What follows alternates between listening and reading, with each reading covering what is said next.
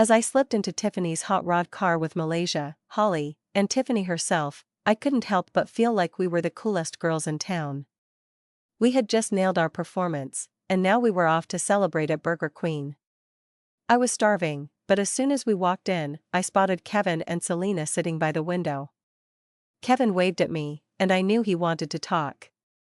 I turned to my friends and begged them to order for me. "I need to see what Kevin wants," I said, trying to play it cool. Tiffany shrugged and agreed, so I sauntered over to Kevin's table. "What do you totally want?" I whispered as I approached them. Kevin sipped his drink before answering. "We tried calling you. You didn't answer," he said. "Yeah. I was totally busy at the pep rally." "Why didn't you come?" I replied. Selena, being the drama queen she is, said, "I would rather die than go to a pep rally." I shot her a glare, but Kevin jumped in before I could say anything. "We had our own stuff to do, but tonight we wanted to do another investigation," he said. My ears perked up. "What investigation? Is there a totally new monster running around?" I asked eagerly. Kevin shook his head. No. Remember the castle at the lake? How could I forget? Dragon Keep was where Betty and her wolf pack attacked my friends. The mere thought of that place sent chills down my spine. "Yeah, that freaking place still gives me total creeps," I replied. Selena smiled. "Good, because we are going back there." "What?" I exclaimed. "We haven't checked the castle completely since the incident." "What if there is something there we missed?" Kevin asked. "Like what? More werewolves to eat us?" I quipped, eyeing Selena. "Except you, Dumby," she replied. I snarled at her, but Kevin cut in again. "Jessica, I know how you feel, but you can't let the past get to you. As long as Dragon Keep stands, it might still hold useful secrets or a threat," he said.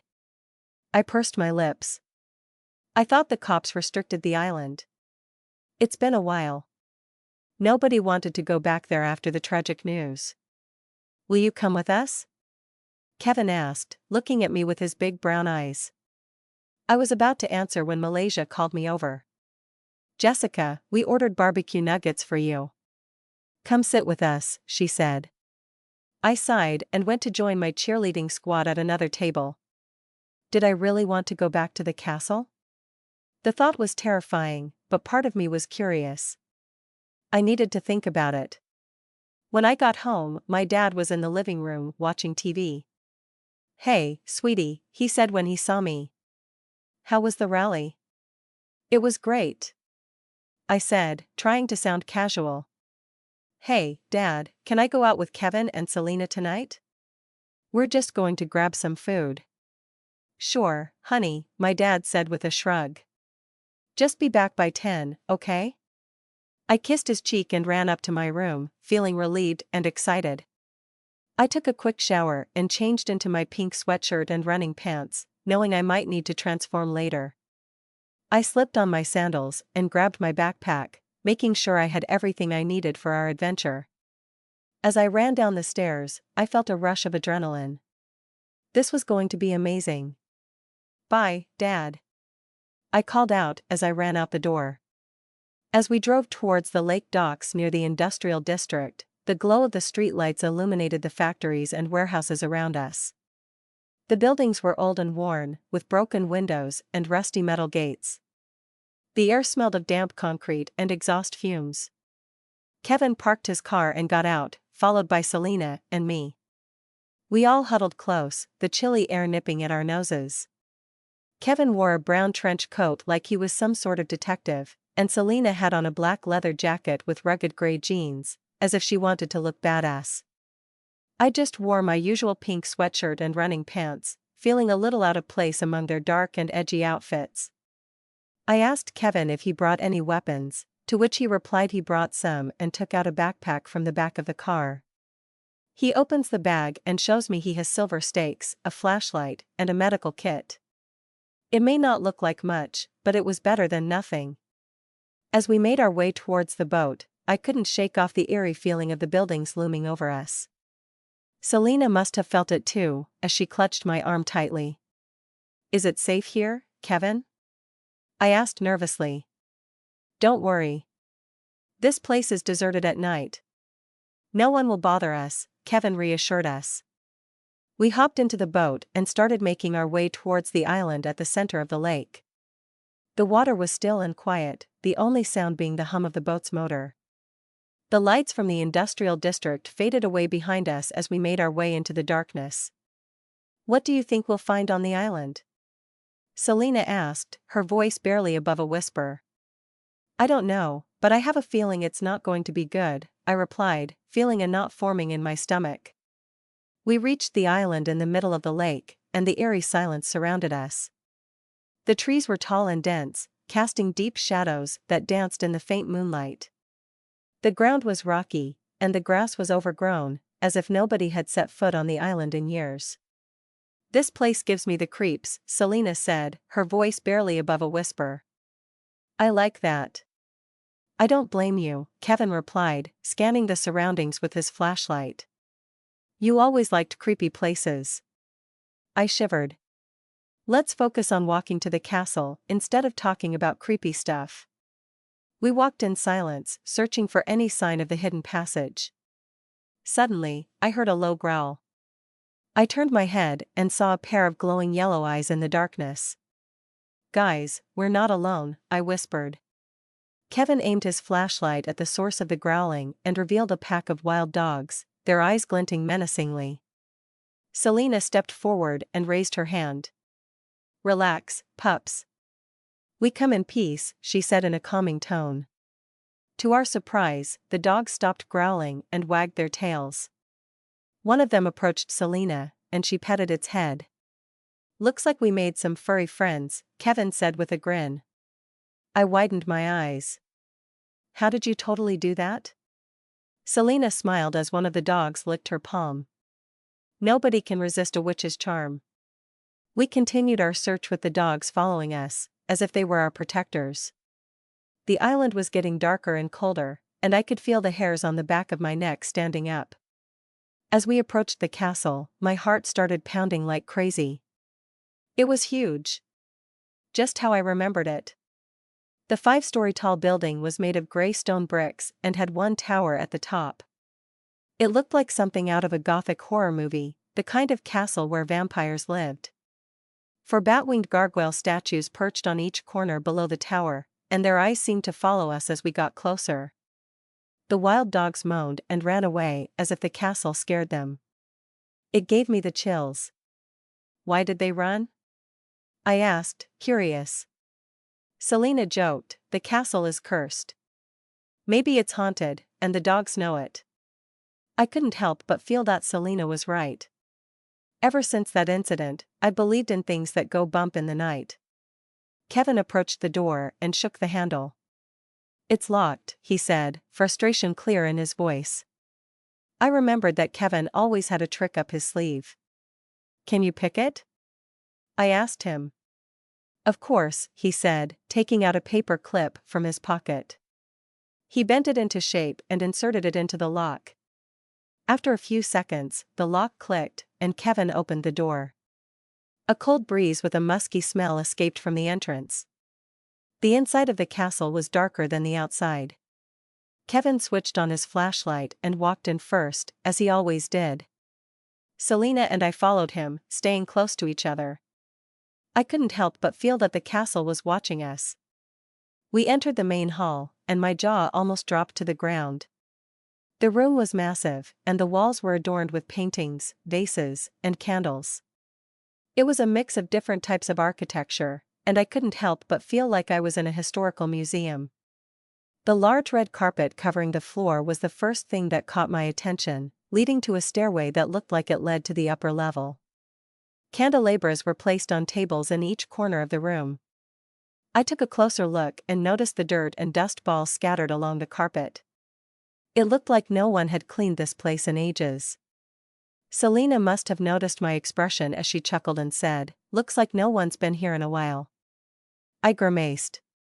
"Of course, nobody has been here for a while." Mysterious teen deaths in a spooky castle? Yup, no way in hell anyone would totally return to keep the freaking castle cleaned without getting spooked. The chandelier hanging from the high cathedral ceiling was beautiful, but it looked like it could fall apart at any moment.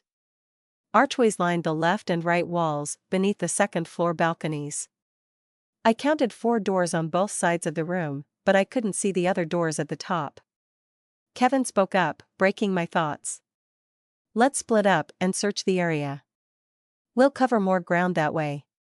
Selena nodded and headed towards the left archway, while Kevin went to the right. I decided to stick to the main hall and search for any clues. As I walked towards one of the doors on the right, I noticed something strange on the wall. It was a small, black symbol that looked like a snake wrapped around a skull. Guys, come look at this, I shouted. They came over and examined the symbol. Was this symbol here before? I asked, curious. I can't remember, Kevin replied, scratching his chin. Maybe someone broke in and sprayed it on the wall, Selena suggested. But I didn't believe her. It seemed too eerie to be just a random act of vandalism. When Kevin touched the symbol, it vanished like a ghost. We all shivered in fear. Maybe it was a bad omen. I think we should leave, I said, my voice trembling. But Kevin was determined. No way. We've come this far. We have to check out the library upstairs. Maybe we'll find some useful information about the castle. I swallowed nervously, but agreed. We followed Kevin up the stairway, leaving the strange symbol behind. The library was our next stop. As we entered the library, I couldn't help but feel awestruck. The room was vast, filled with towering bookshelves, which lined the walls from top to bottom.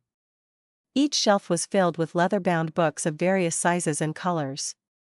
There were even some old tomes, which looked like they could crumble with one touch. The air was musty and had a sweet, earthy smell to it. It was a smell I found familiar, like that of an old bookstore. There was a faint sound of pages being turned, as if the books themselves were alive and whispering secrets to each other. Kevin was quick to scan the room, his eyes scanning through the shelves. Selena and I did the same. We picked out books at random and flipped through them, looking for any information that could help us. As we read, time seemed to pass quickly, and before I knew it, Kevin had found something important. He showed us a history book with a worn-out cover, and inside were pages with faded writing. It was about Lord Dragon's history. He was in England in the 1300s? I gasped. Kevin nodded. Yes, and he built his own werewolf clan there.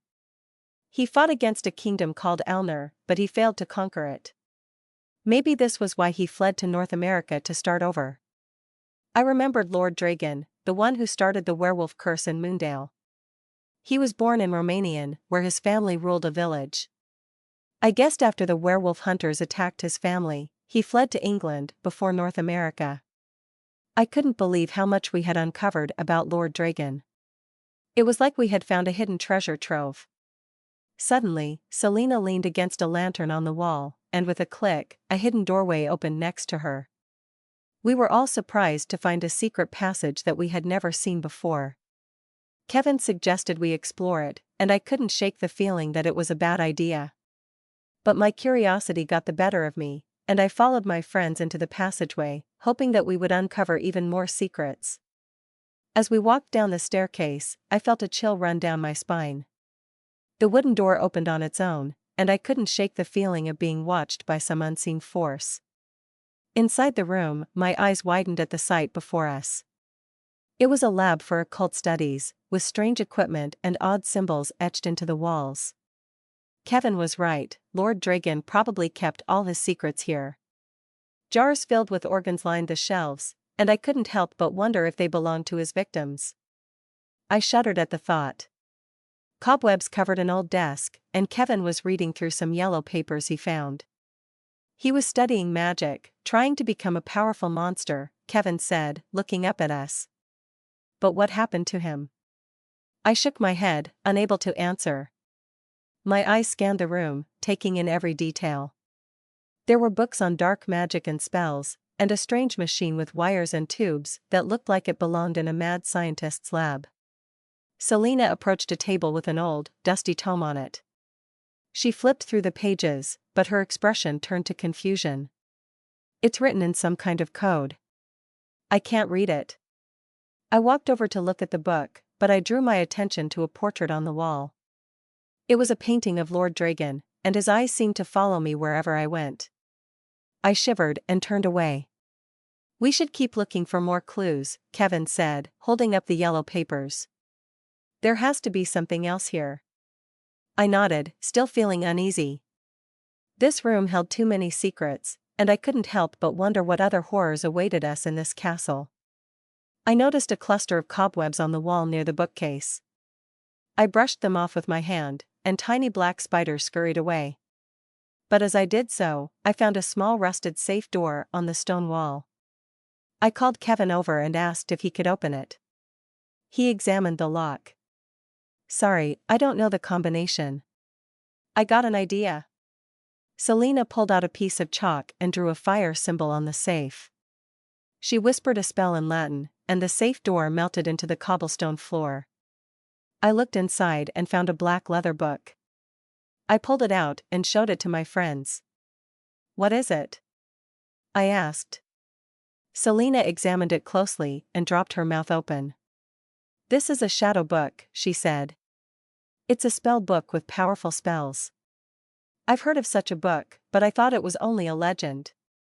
It might be related to another spell book called the Book of Shadows." I couldn't believe it. We had stumbled upon something extraordinary, and it was right here in Dragon Keep. But the thought of using such powerful spells made me uneasy. I wondered if it was wise to even touch the book, let alone keep it. I watched as Selena's eyes scanned the pages of the shadow book, her fingers tracing the strange symbols and glyphs etched on its yellowed pages. I couldn't help but feel a sense of unease, as if we were meddling with something far beyond our control. "What kind of spells does it have?" I asked, my voice hushed. Selena looked up at me, her expression excited. "Transformations, curses, and dash." Her voice trailed off as she turned another page. "Oh, wow. Here's something interesting." I leaned in to get a closer look, trying to decipher the ancient text and creepy images on the page. "What is it?" "It's a spell for a time portal," Selena said, her eyes wide with wonder. "It can take you anywhere in time. Imagine being able to see historical events firsthand." I shook my head in disbelief. "That's crazy. Time travel? That's totally bogus science fiction." "Oh yeah? Watch this." Selena read the spell, her lips moving silently as she tried to decipher the Latin text. For a moment, nothing happened. We all stood there, holding our breath, waiting for something to happen. But then Selena looked up, disappointment etched on her face. "I don't think it worked," she said, closing the book with a soft thud. I breathed a sigh of relief, glad that we hadn't just caused a catastrophic event. "Thank goodness," I said. "Let's put this book away and get out of here. Who knows what else we might." The room shook violently, throwing me off balance. I stumbled and fell to the ground, grabbing onto the dusty bookshelf for support. Selena and Kevin looked just as scared as I was, their eyes wide with terror. The sound of thunder roared through the walls, and I felt like the entire castle was going to collapse on top of us. Suddenly, my eyes were drawn to the back wall of the room, where a blue swirling vortex had appeared. The vortex was like the eye of a storm, and I could feel the energy emanating from it. It was like nothing I had ever seen before. As the portal grew in size, it began to suck everything in its path towards it. Occult items and studies flew past us, being pulled into the vortex like a magnet. "Run!" I cried out, but it was too late. The portal had already sucked us in. Everything around us spun, and I felt like I was in a washing machine. My friends were screaming, and I joined them, unsure if we would make it out alive. My ears rang as I hit the haystack, and I landed hard on my back. I couldn't breathe for a few seconds. My eyes flicked open, and I found Kevin and Selena lying next to me. We were in a dimly lit barn, and I heard animals around us. I stood up and looked around. The barn was old and musty, with wooden planks holding the roof. The cows and chickens ran around, making a ruckus. "Where are we?" I asked, trying to calm myself. Kevin stood up and dusted off his shirt. "I have no idea." Selena looked around, her eyes wide. "I think we time traveled." I frowned at her. "What?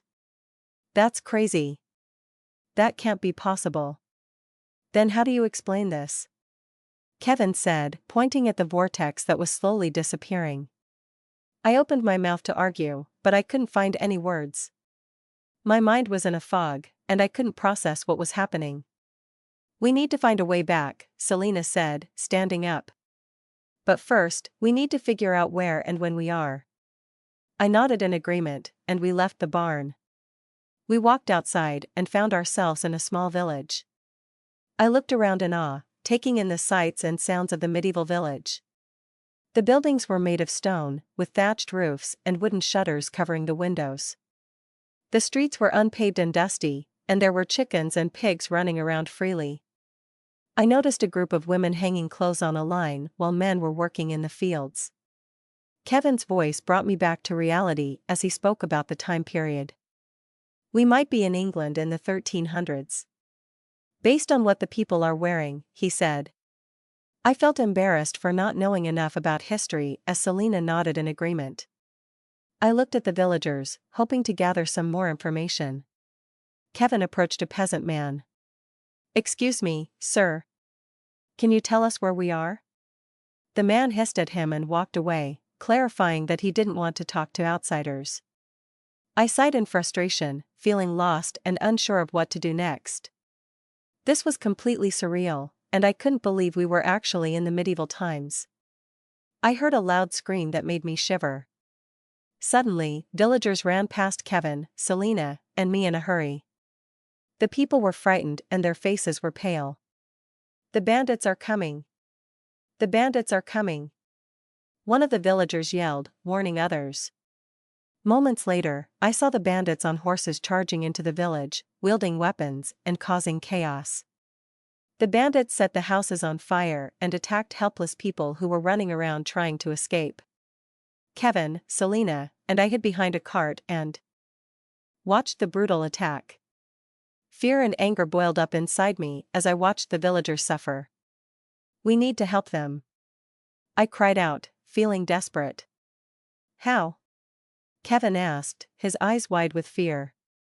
I glanced up at the dark sky and noticed something strange happening. My hands and feet tingled, and I felt an energy coursing through my veins. I smiled and jumped from my cover, ready to face the bandits.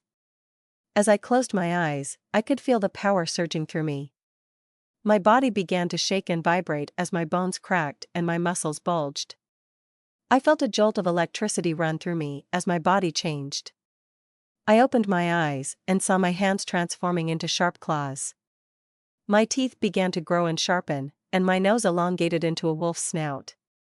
My hair grew long and white, and my clothes stretched as my body grew in size. I could feel the beast within me taking over as I completed my transformation into a white humanoid werewolf. The power was exhilarating and almost overwhelming. I felt invincible, and I knew I had to use this power to help the villagers. I let out a fierce howl, and the bandits turned their attention towards me. I charged at them with all my might, claws bared and ready to fight. The first bandit swung his sword at me, but I dodged it with ease. I swiped my claws at him, tearing through his armor and sending him flying off his horse. The other bandits circled around me, trying to catch me off guard. But I was quick and nimble, leaping and dodging their attacks. With each swipe of my claws, I took down another bandit. One of them landed a hit on me, and I stumbled back, but I quickly regained my balance. I let out another howl, and with a burst of energy, I charged at the remaining bandits. The bandits were no match for me in my werewolf form. I fought with all my strength and agility, and soon, the last of the bandits fell to the ground. I stood there, panting and covered in blood, adrenaline still coursing through my veins. I felt powerful, invincible even. But as I looked around at the destruction and suffering that surrounded me, I knew that there was still much work to be done. I heard another scream and spun around. Another bandit caught a woman and held a knife against her throat. Selena rushed towards the last bandit. She chanted a spell in Latin, causing the ground beneath the bandit to turn into quicksand. The bandit struggled and thrashed around, but the more he moved, the deeper he sank. Selena quickly grabbed the woman and pulled her to safety. "Are you okay?" she asked. The woman widened her eyes and screamed, "Witch! Witch!" Her frightened eyes even turned to me in shock. "Beast! Beast!" I opened my lips, but only my growl came out. I wanted to say we totally come in peace. Too bad I couldn't return to my normal form quickly.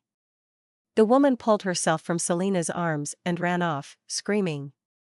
"Well, that was rude," said Selena with a frown. "We better get out of here before the villagers come back," said Kevin.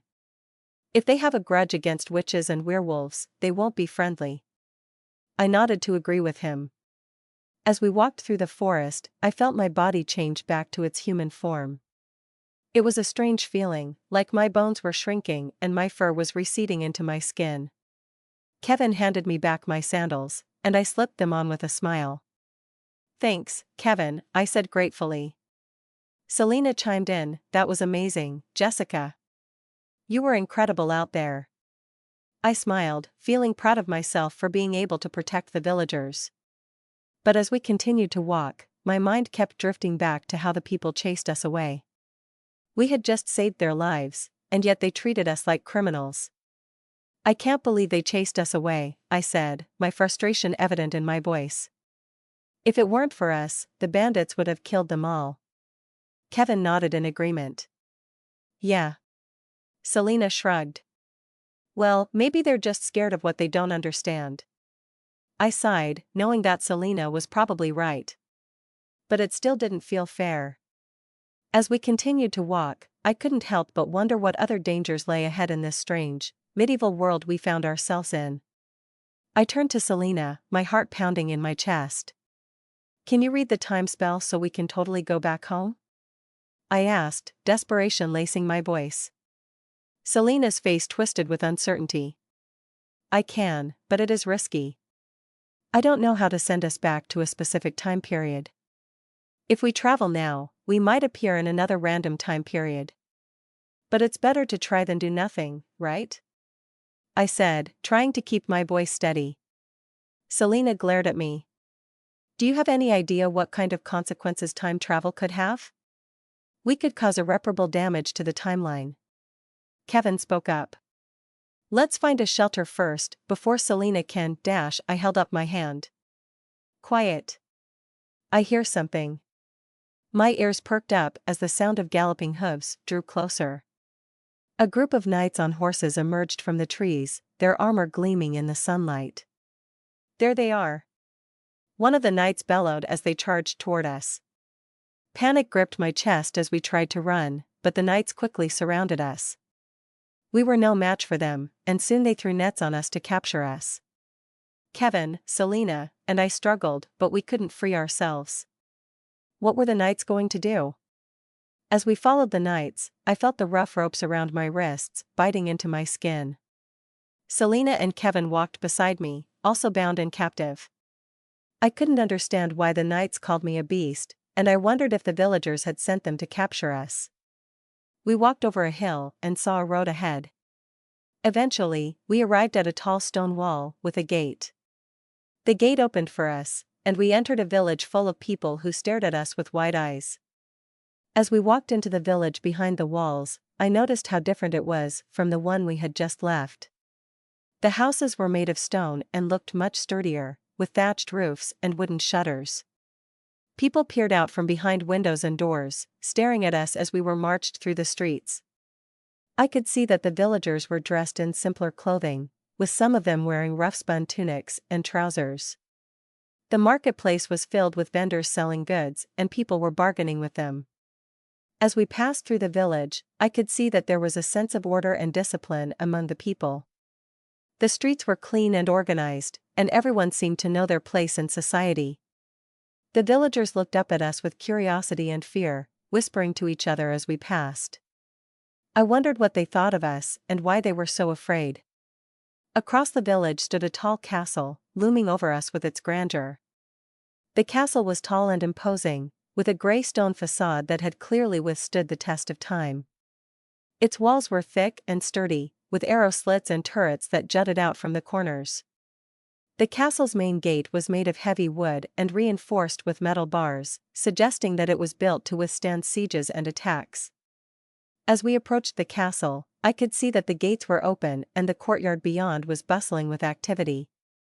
I could see knights training with swords and shields, stable hands tending to horses, and servants carrying baskets of fruit and vegetables. The castle's main keep rose high above the courtyard, with several levels of windows that overlooked the village and the surrounding countryside. I imagined that the view from the uppermost chambers must be breathtaking.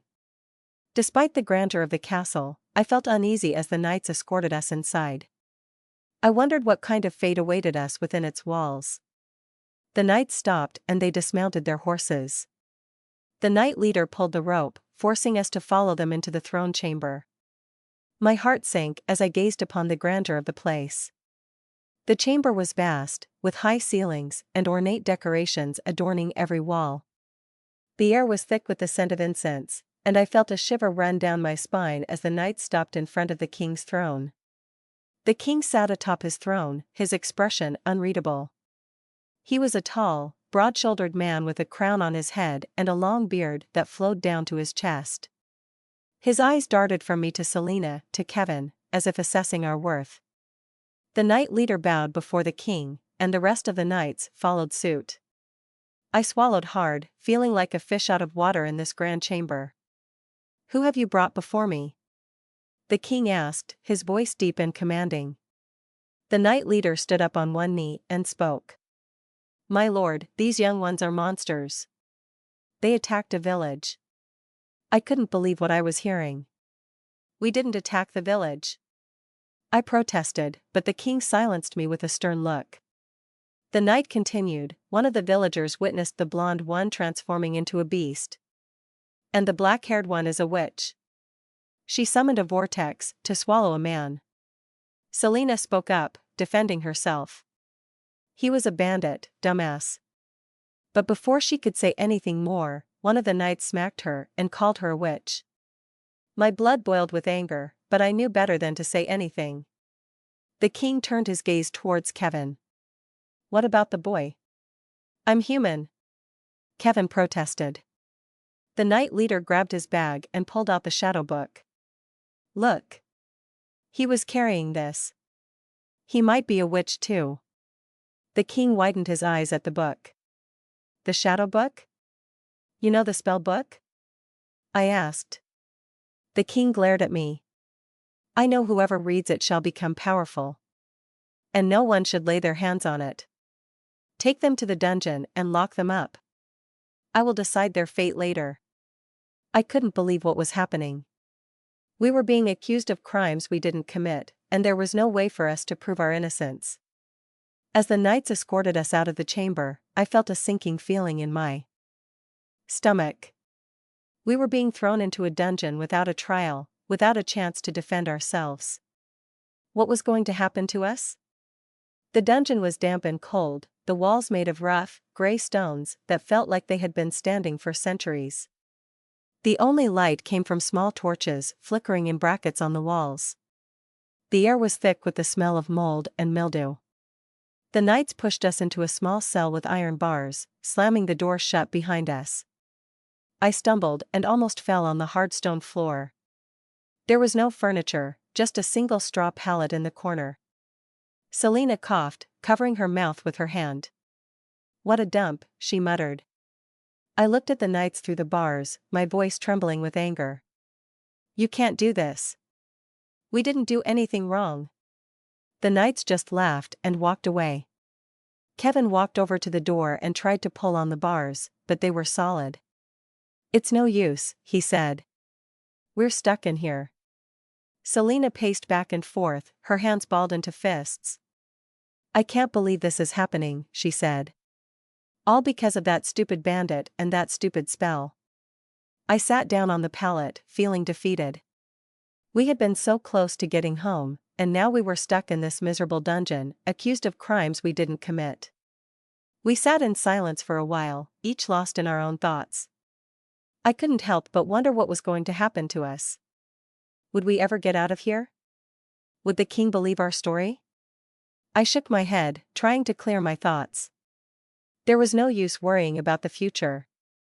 We needed to focus on the present and find a way out of this dungeon. The darkness inside the dungeon enveloped us as the sun slowly set outside.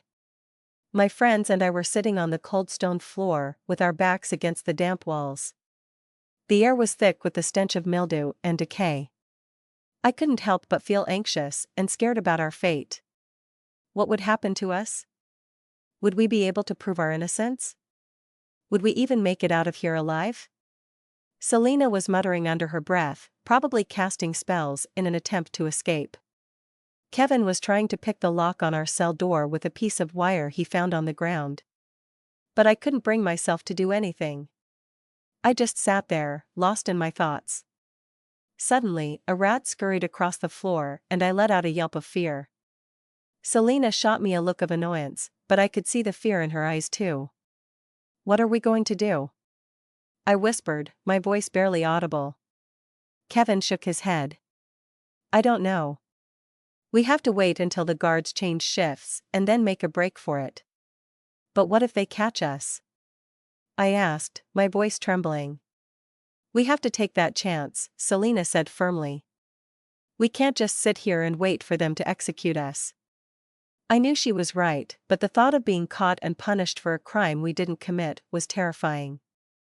I could feel my heart racing and my palms getting sweaty. As the darkness outside deepened, I prayed that we would be able to find a way out of this dungeon and clear our names. But with each passing minute, the odds seemed to be against us. I spotted a guard walking past our cell, and I called out to him, asking when the king would free us. But before he could answer, something pounded him to the floor from the shadow. He screamed in terror as the figure tore him apart, leaving blood splattered across the stone floor. I couldn't believe what I was seeing.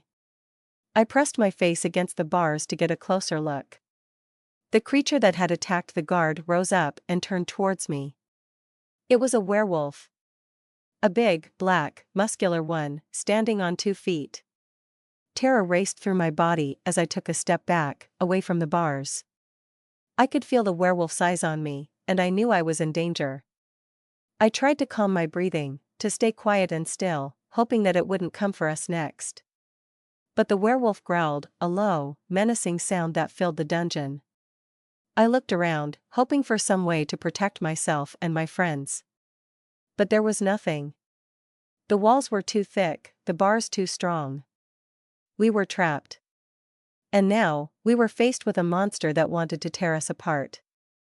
I looked over at Selena and Kevin, hoping to find some comfort or reassurance.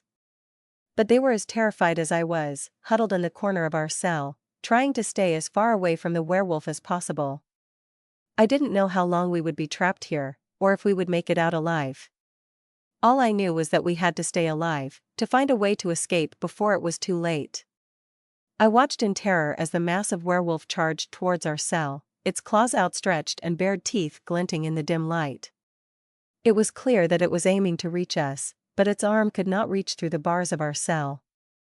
I let out a sigh of relief as it gave up, growling in disappointment, before running off. My heart was racing in my chest, and I could feel the adrenaline pumping through my veins. What the hell was that thing doing here? I asked, my voice shaking slightly. Kevin and Selena were equally speechless, staring at me with wide eyes. As we sat there in stunned silence, we could hear screams and the sound of blades clashing from outside the dungeon. It sounded like a fierce battle was taking place, and I knew we had to get out of our cell and find a way to escape before it was too late. Come on, we need to find a way out of here, I said with determination, pushing myself up from the cold, hard floor of the cell. We can't just sit here and wait for them to come and execute us.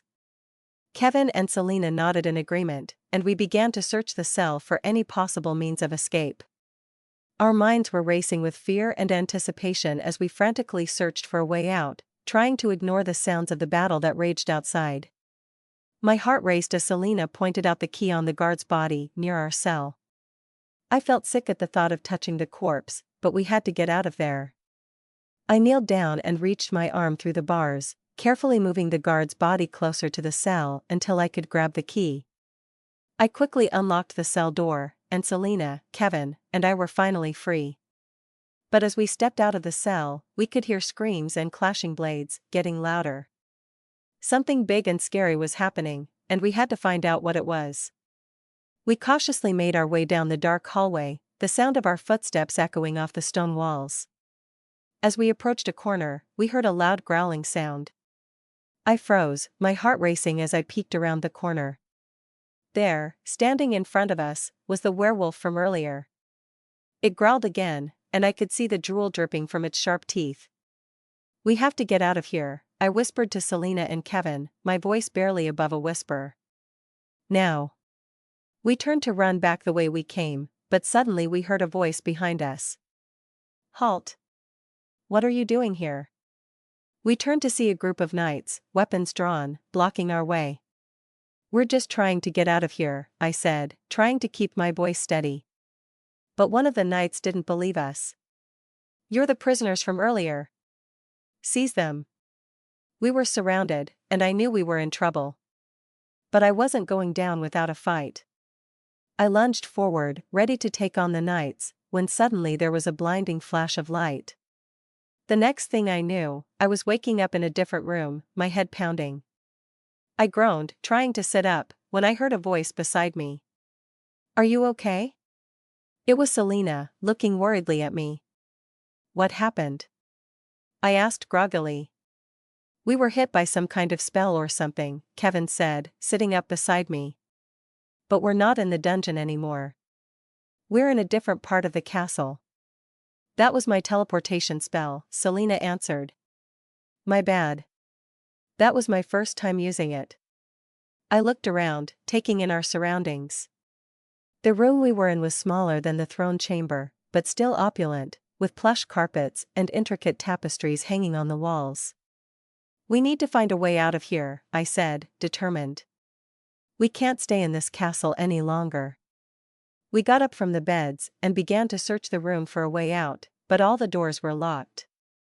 We were trapped again. I could feel the adrenaline coursing through my veins as the massive werewolf burst through the door, growling at us. There was no backing down now.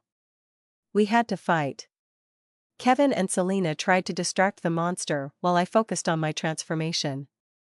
As my body contorted and twisted, my bones cracking and reforming, I felt my senses sharpen and my muscles bulge. I let out a fierce howl as I fully embraced my werewolf form. With my newfound strength, I charged the werewolf, ready to take it down. It was a fierce battle, with the two of us wrestling and slashing each other across the room. I could feel the sharp claws of the beast tearing into my flesh, but I didn't let it deter me. I managed to land a few hits of my own claws leaving deep gouges in the werewolf's fur. We circled each other, each of us trying to find an opening to strike. Finally, I saw my chance. With a fierce growl, I lunged at the werewolf, driving my claws deep into its side. It let out a howl of pain as I pulled back, leaving a trail of blood in my wake. The werewolf stumbled back, its eyes wild with rage. I could tell it was getting weaker, but it wasn't going down without a fight. We clashed again and again, our bodies slamming into each other with brute force. I could feel my own strength waning, but I didn't let that stop me. I knew I had to keep fighting until the very end. Finally, with one last mighty blow, I managed to take down the werewolf. It let out one final howl, before collapsing to the ground, lifeless. I panted heavily, my body aching all over. But I was alive. And so were my friends. We had survived the battle, but we knew there was still much more to come. We sprinted out of the castle and into the courtyard. My feet pounded against the cobblestone ground as we ran. I could hear the sounds of clashing swords and snarling coming from all around us. As we emerged from the castle, we saw the knights fighting off a horde of werewolves. The creatures were huge, muscular, and covered in black fur. They towered over the knights and snarled menacingly, baring their razor-sharp teeth. The knights were armed with swords and shields, and they fought bravely. They moved in unison, striking the werewolves with precision and skill. But the werewolves were fierce, and they fought back with equal ferocity. The air was thick with the smell of sweat, blood, and fear. I could feel my heart racing as I watched the battle unfold. I had never seen anything like it before.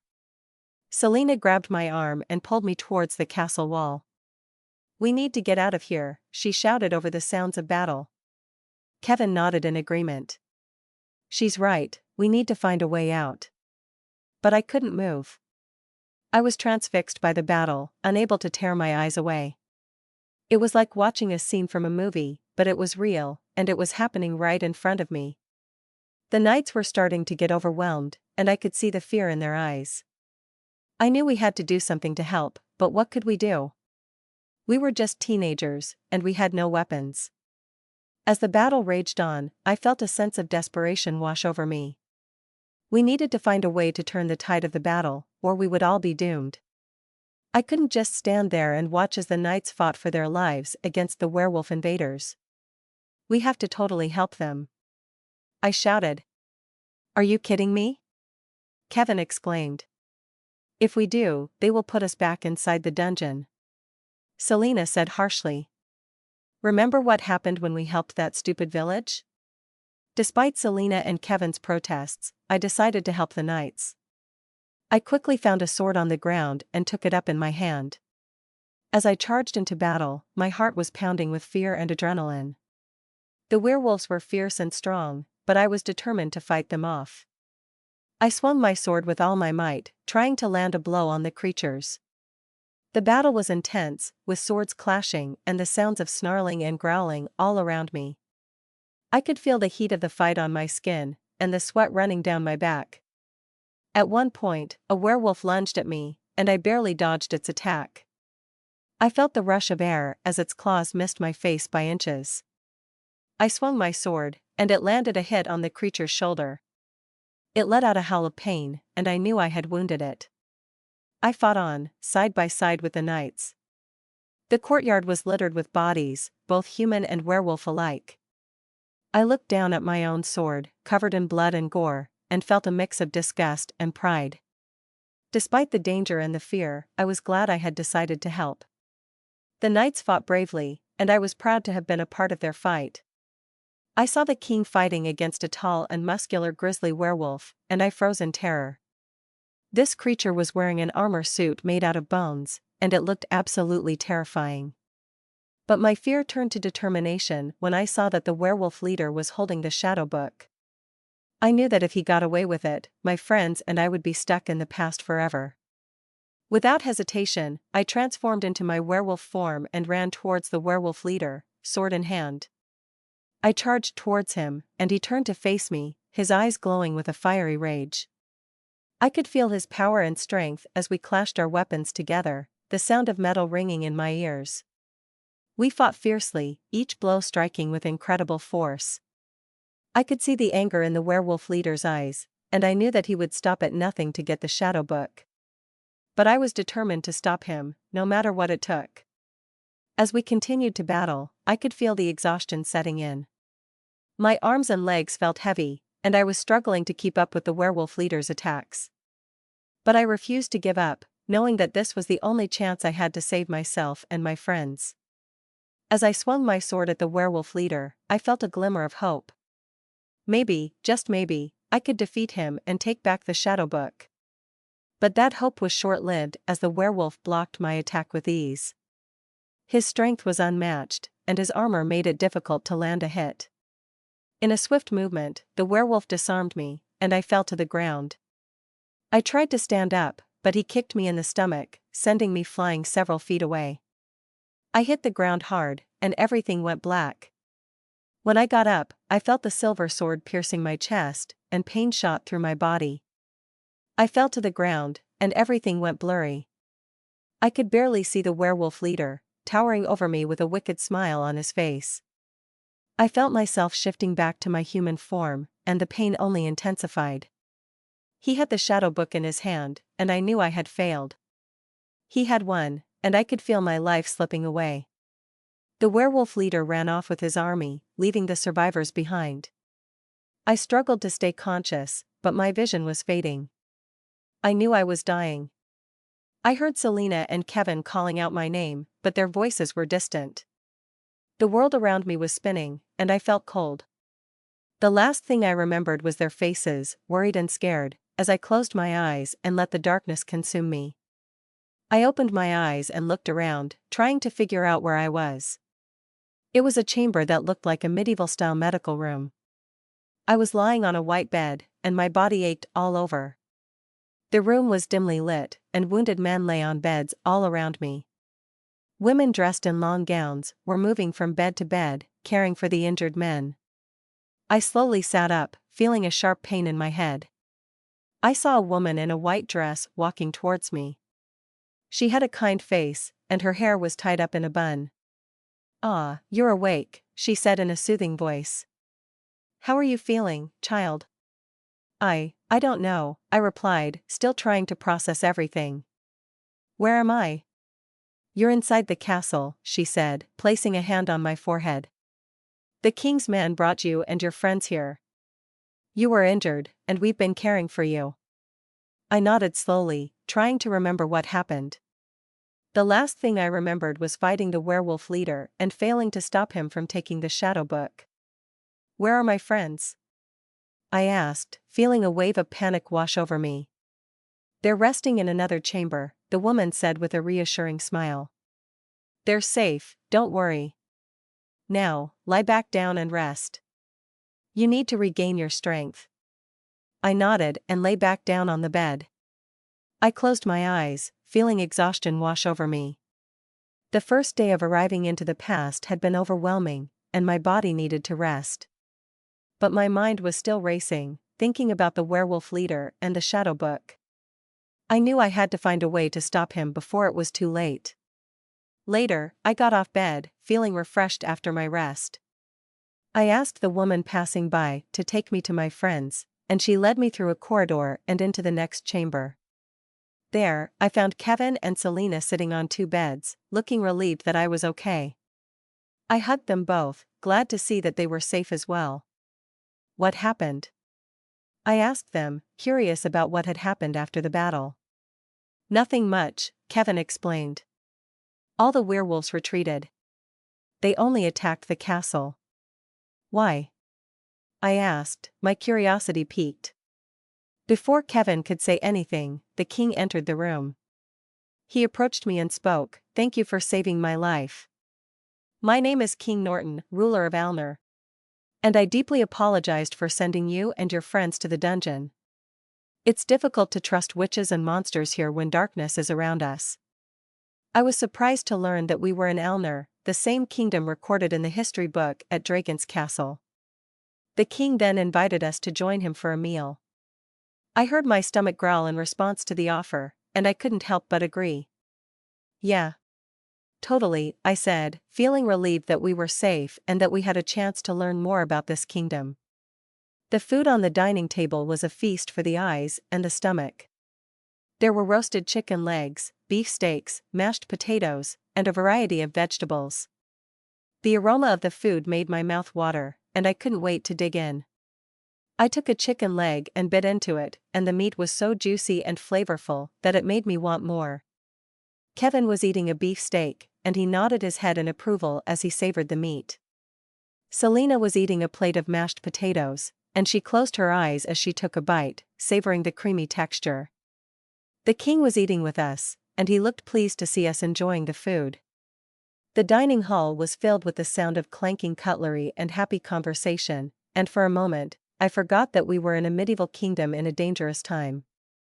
King Norton shared his concerns about Lord Dragon and how he plans to use the Shadow Book to take over his kingdom. I felt a sense of guilt as I knew that the Shadow Book was in Lord Dragon's possession, and it was all because of me. "Jessica, I know it's a lot to ask for, but will you help me defeat Lord Dragon?"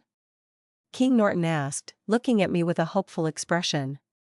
I hesitated for a moment, not sure if I could handle another battle. but then I thought about how much was at stake. If we didn't stop Lord Dragon, his army would become unstoppable, and the kingdom of Alnor would fall. I opened my mouth to answer, but Kevin shouted, "Can we speak in private while you wait, please?" King Norton nodded. We stepped into an empty chamber, and Kevin immediately spoke up. "Jessica, Selena, we can't just ignore what's happening here. We have to help King Norton and his people.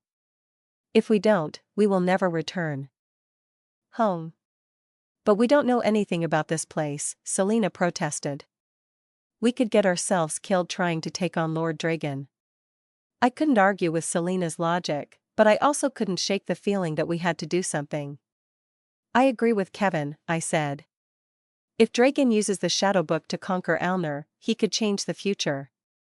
England might become werewolf land.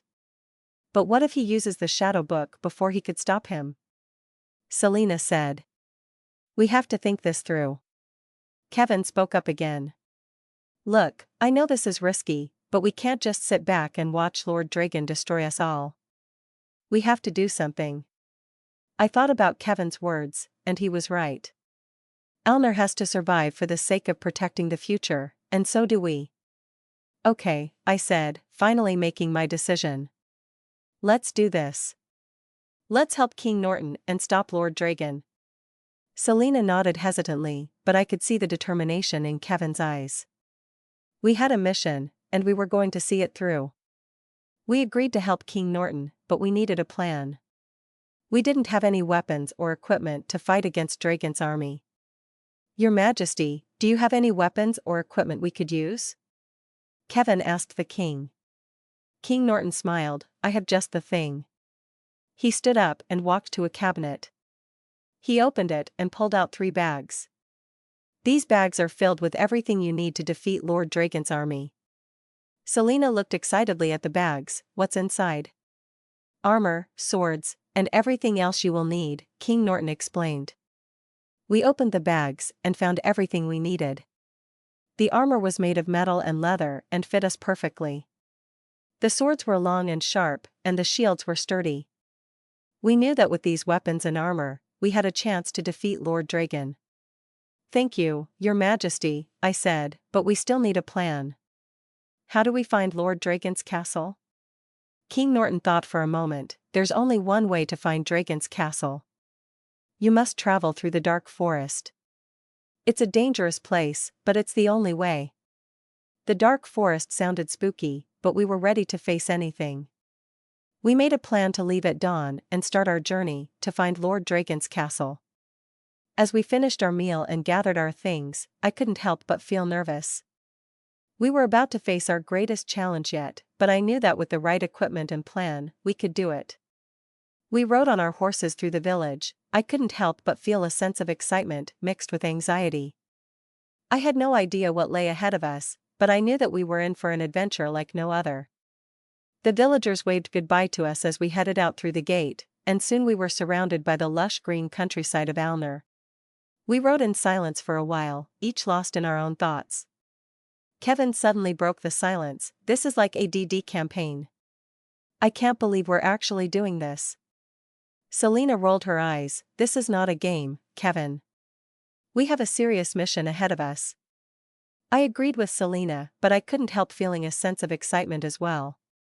We had been transported back in time to a world that was completely different from our own, and we had a chance to make a difference. As we rode on, I took in the beautiful scenery around us. The rolling hills, the clear blue sky, and the fresh smell of the countryside all made me feel alive. I couldn't wait to see what lay ahead of us. "We're here," I said as we reached the cliff. Selena spoke up. "Are you sure we're heading the right way, Jessica?" "Yes, the king told us to go north, toward the land where it's endlessly foggy," I replied. Selena furrowed her brows. "But why didn't the king just send an army to attack Dragon's castle if he knew its location?"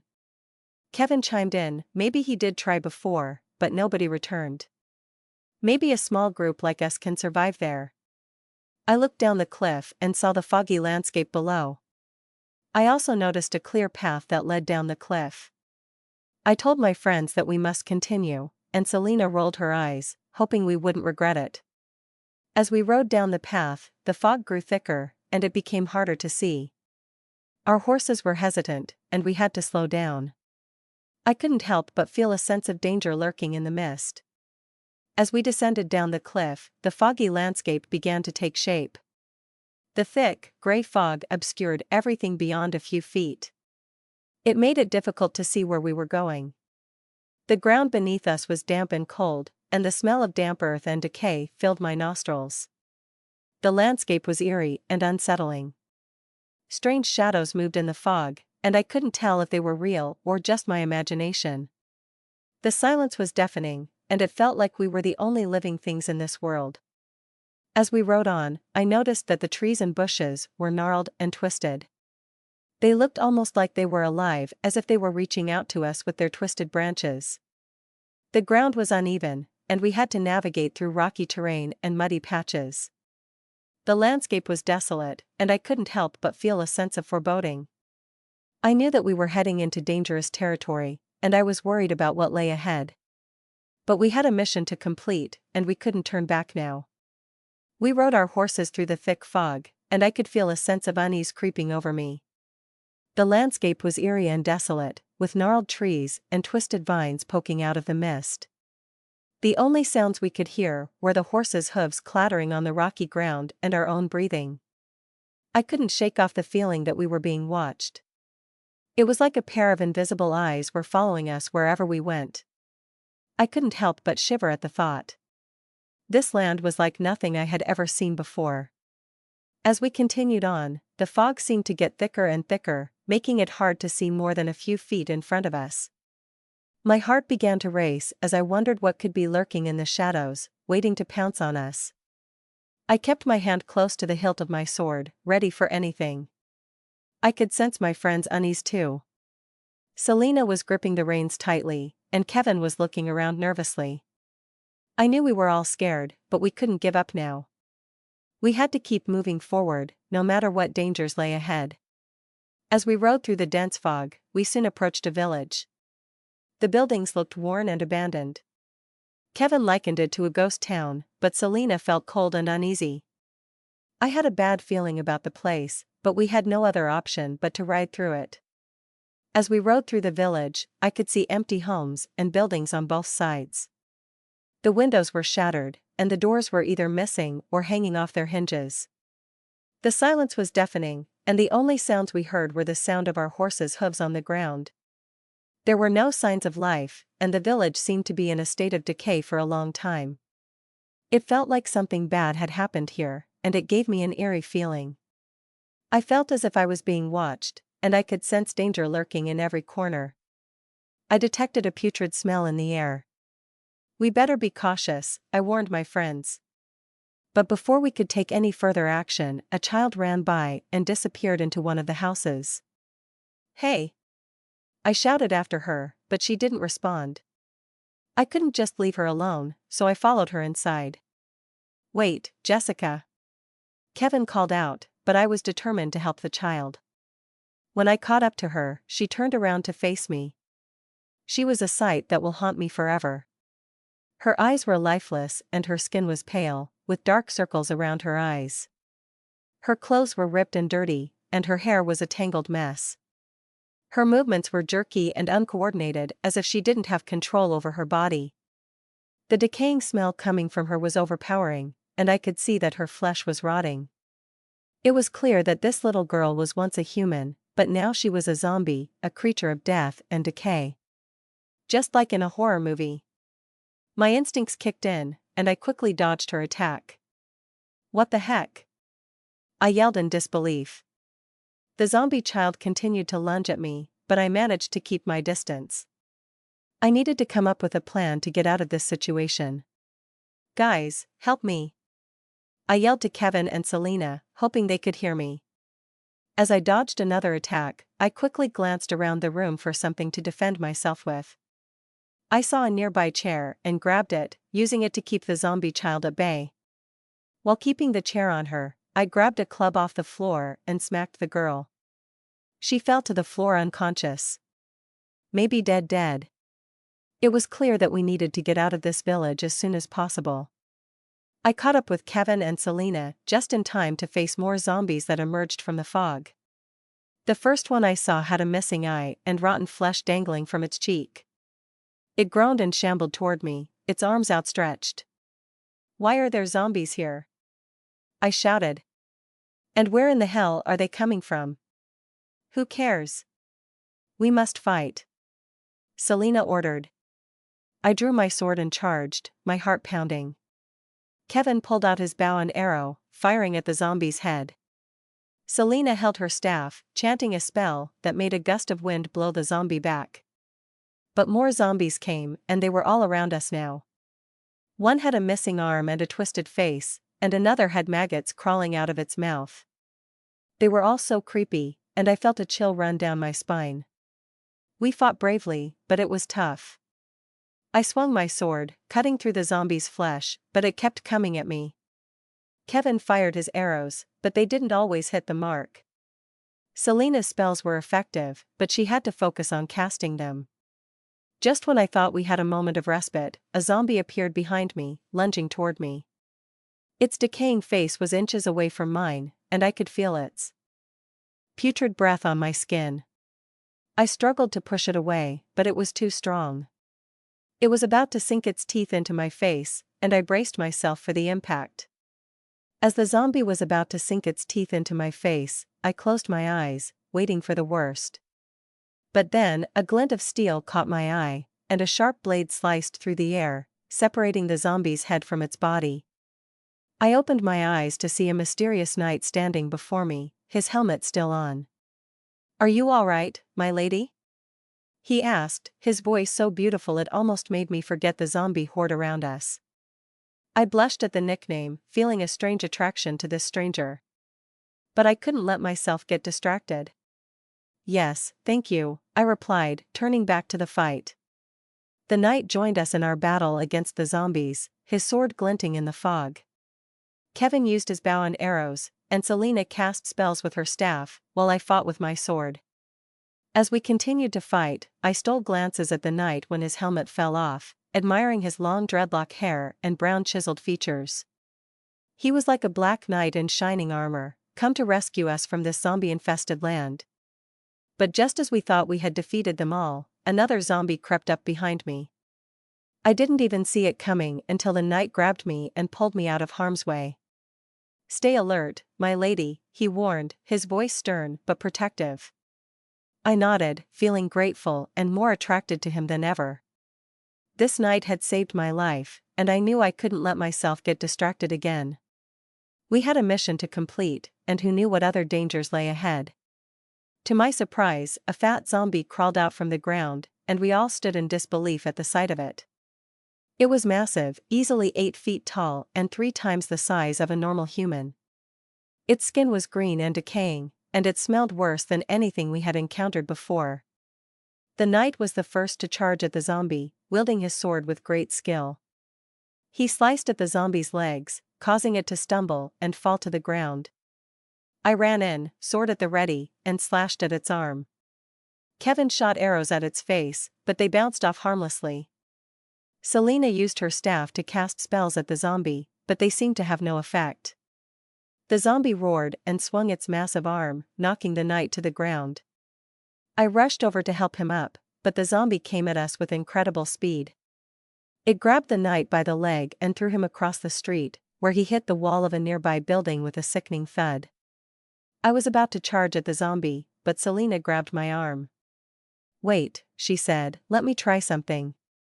She closed her eyes and began to chant.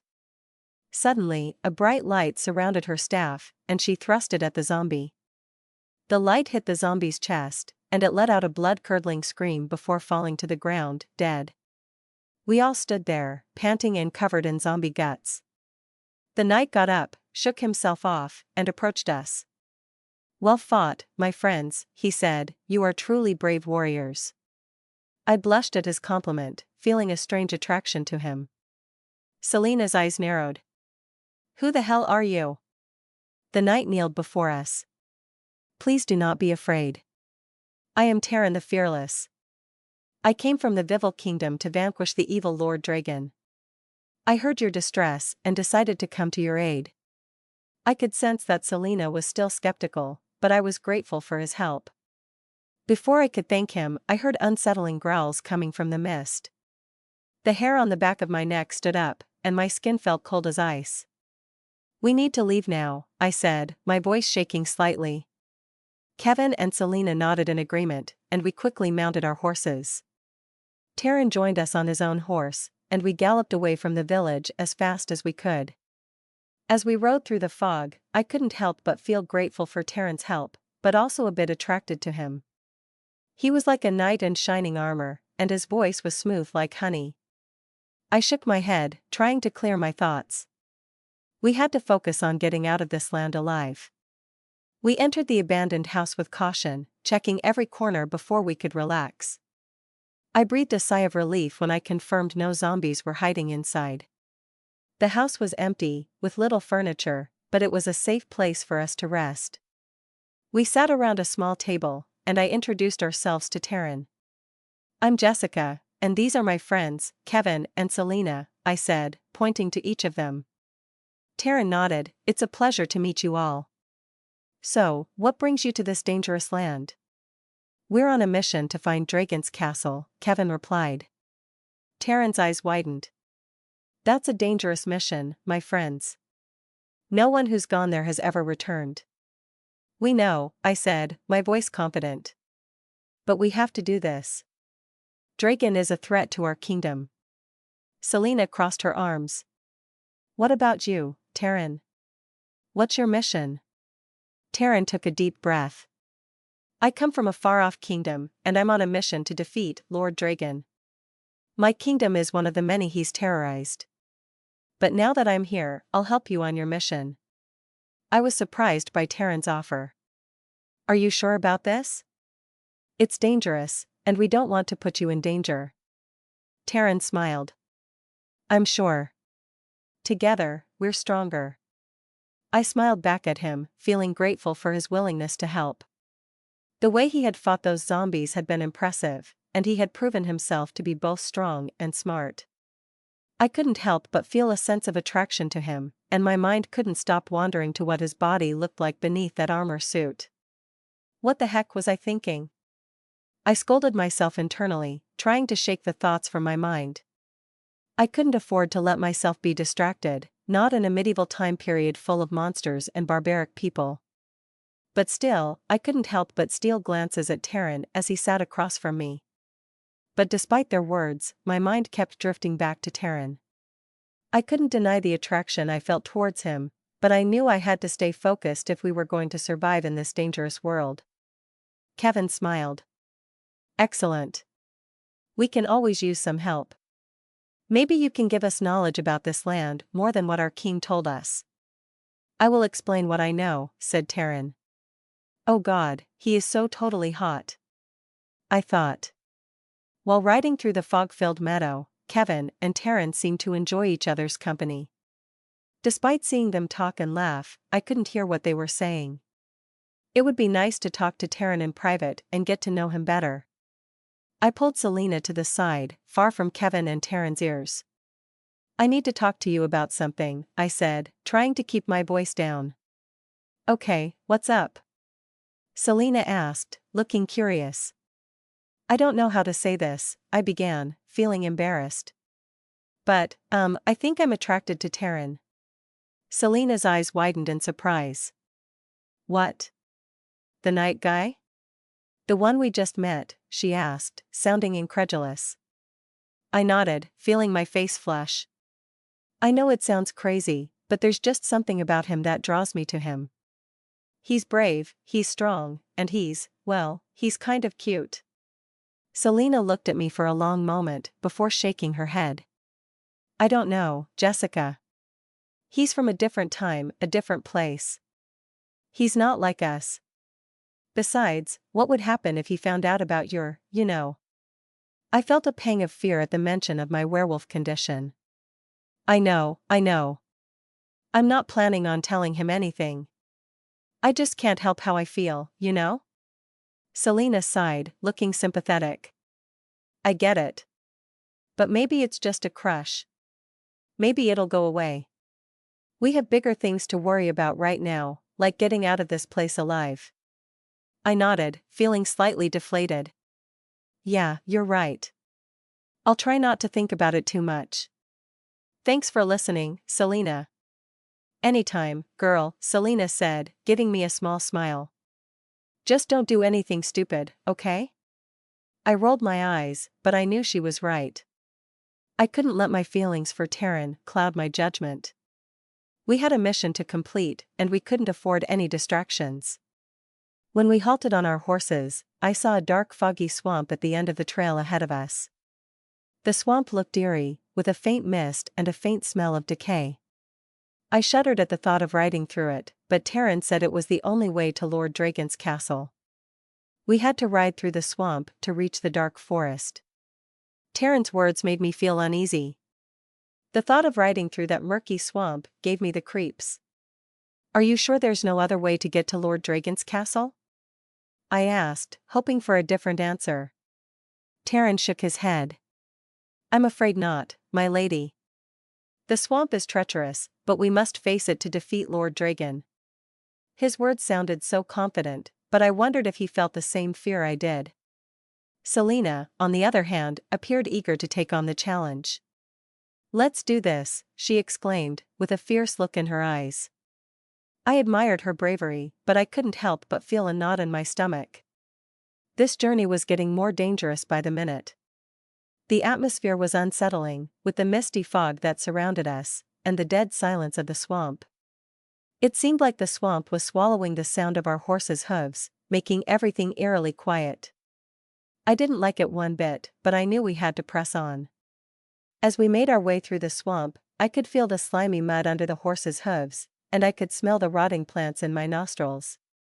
I could see murky water and murky lumps of vegetation all around us. It was a nauseating and disturbing sight. I could tell that everyone was feeling the same way as me, but we had to keep going. We had a mission to accomplish.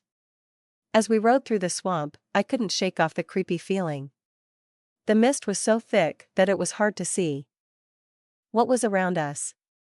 And the smell, oh God, it was like a mixture of rotting vegetation and decaying flesh. My nose burned with each breath I took. I tried to focus on the path ahead of us, but I couldn't shake the feeling that something was moving around the murky trees. Did you guys see that? I asked, pointing towards a tree where I thought I saw movement. What? I didn't see anything, Kevin said, looking at me in confusion. Me neither, Selena added, narrowing her eyes. Taryn, however, didn't say anything. He just kept riding, looking straight ahead. Was it my imagination playing tricks on me? Suddenly, roots burst out of the water and smacked us off our horses. I landed hard on the ground and heard Selena and Kevin screaming in pain. I looked around and saw that the roots had grabbed two of our horses, tearing them apart with ease. I felt sick to my stomach, watching their entrails spill out. The other horses ran off screaming into the mist. We quickly got up and drew our weapons, preparing for any other attacks. The mist around us seemed to thicken, making it difficult to see. I was terrified, not knowing what other dangers awaited us in this cursed swamp. The swamp was alive with the sound of moving trees.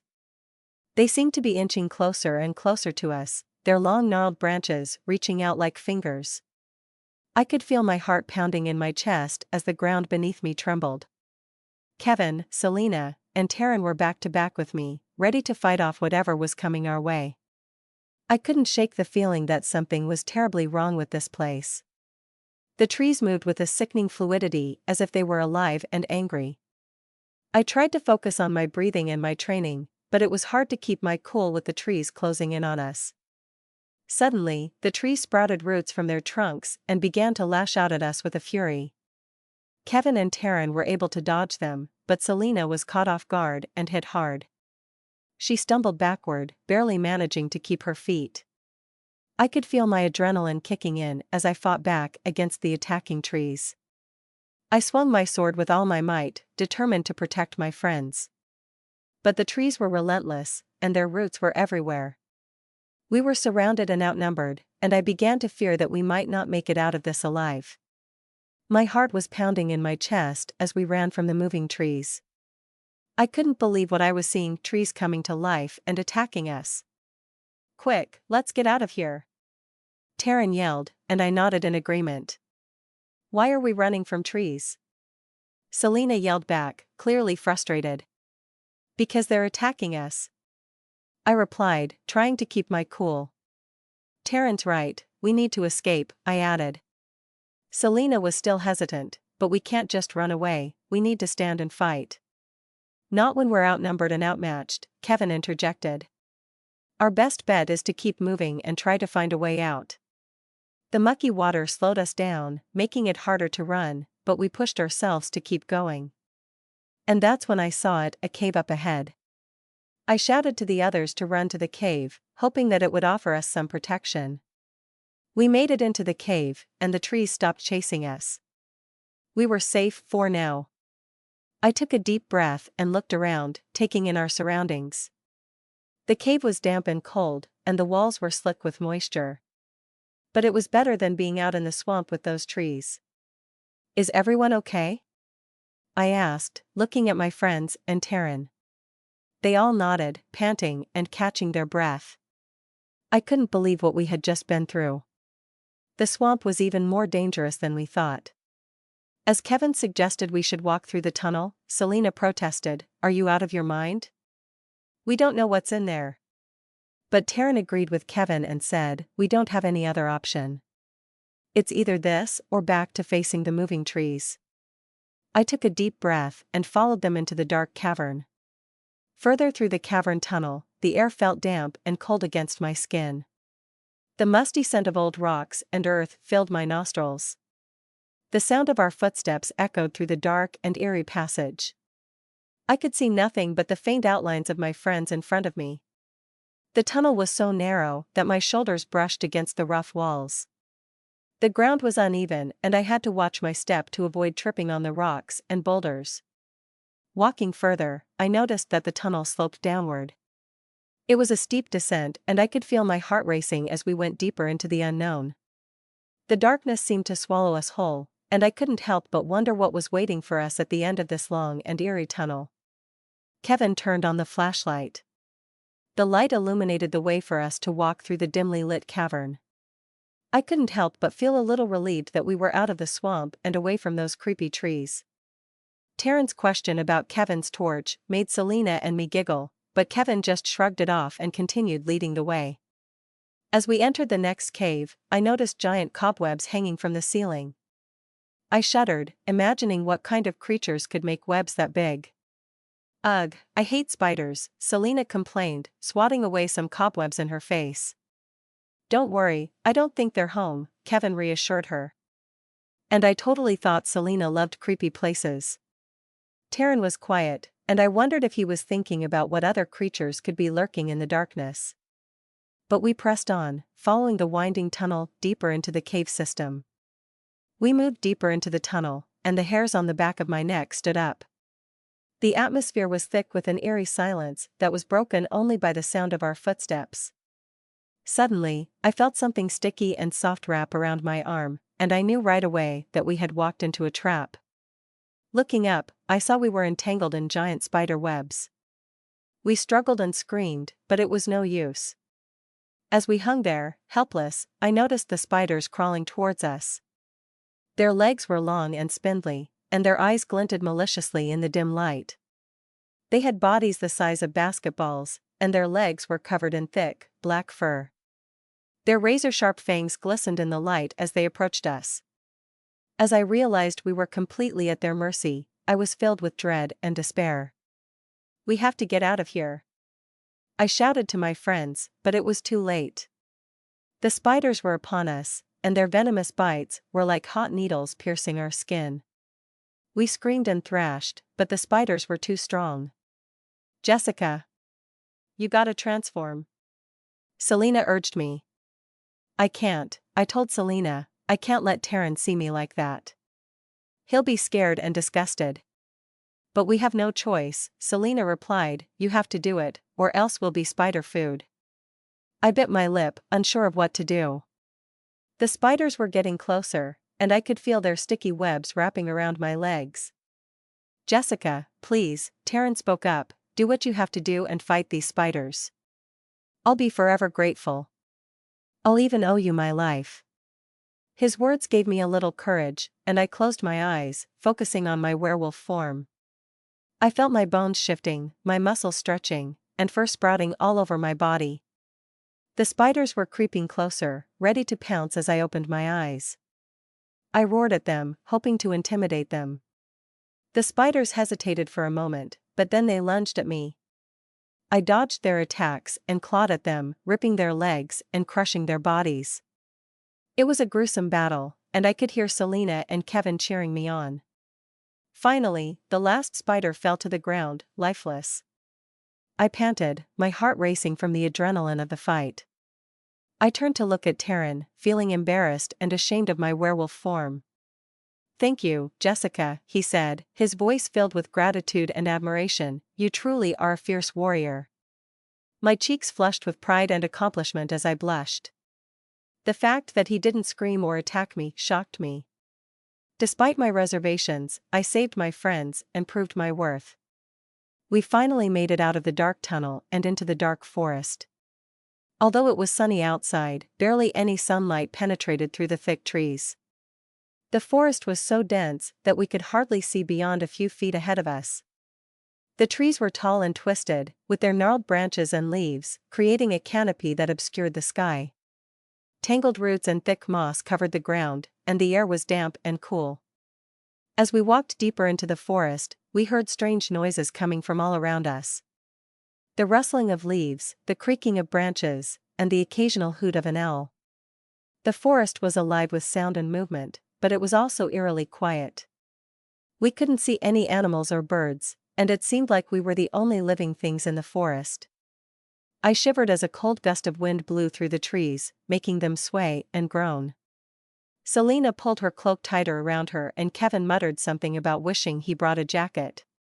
Terrence seemed unfazed, his eyes scanning the surroundings for any potential threats. The further we walked, the more I felt like the forest was closing in on us. The trees seemed to lean in, their branches reaching out to grab us. I couldn't shake the feeling that we were being watched, and it made my skin crawl. I wanted to get out of there as soon as possible. Our picnic under the tree began with my opening my bag and pulling out a loaf of bread and dried fruit. I tried the beef jerky, tearing off a small piece and chewing it carefully. The salty, savory taste exploded in my mouth, and I felt my teeth sink into the tough, chewy meat. As a werewolf, I could only eat meat, but this jerky was perfect. It was like biting into a fresh kill, and I savored every bite. The taste lingered in my mouth, and I couldn't help but grab another piece. Kevin offered me a flask of water, and I took a sip. The water tasted slightly metallic, probably from the flask, but it was refreshing after our journey through the swamp and tunnel. Overall, the snacks were simple but satisfying. I felt grateful for them, as we didn't know when we would have the chance to eat again.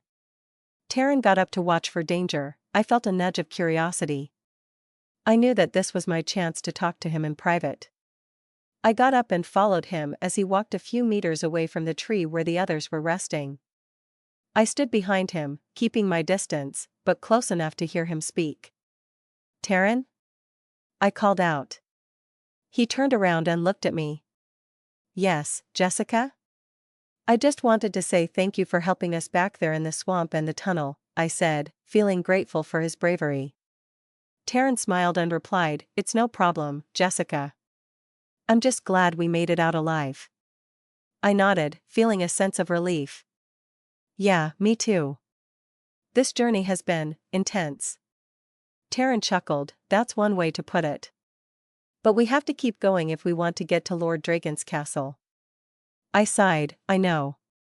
But sometimes I wonder if it's worth it. Risking our lives like this." Taryn placed his hand on my shoulder. "I understand how you feel. But we have to keep pushing forward. We're almost there." I nodded, feeling reassured by his words. In silence, we observed the forest around us. The chirping of birds and rustling of leaves filled the air. It was peaceful, yet eerie at the same time. Exactly where you came from and how did you become a knight? I asked. Initially, he hesitated, but then opened up. Well, I wasn't always a knight, he started. I grew up in a small village on the outskirts of the kingdom, and my family was poor. My father was a farmer, and my mother sold herbs and medicines she made from the plants we grew. My grandparents came from Africa and settled here. I always dreamed of doing something more with my life, something that would make a difference. So I became a squire for a knight and worked hard to achieve my own title. Wow, that's incredible, I said, impressed. Taryn shrugged modestly. It wasn't easy, especially being a person of color in this country. But I won't let that stop me from fighting for what's right.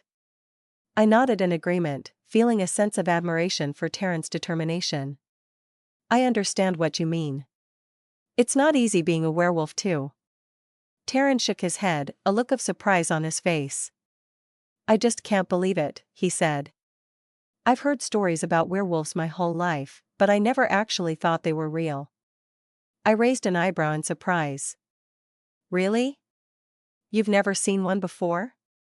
Taryn shook his head. No, I never have.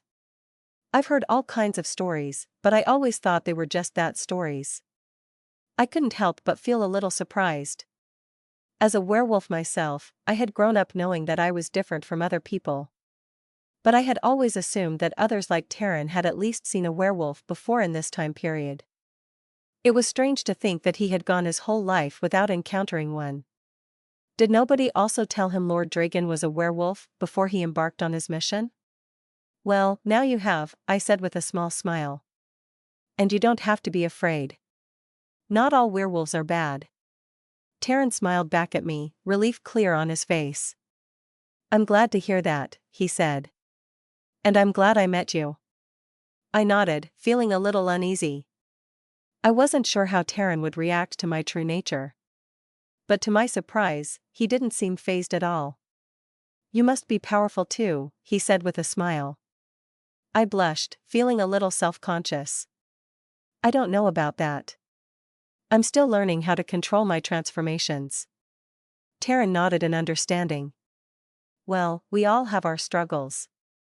But we can't let them define us. We have to keep fighting, no matter what.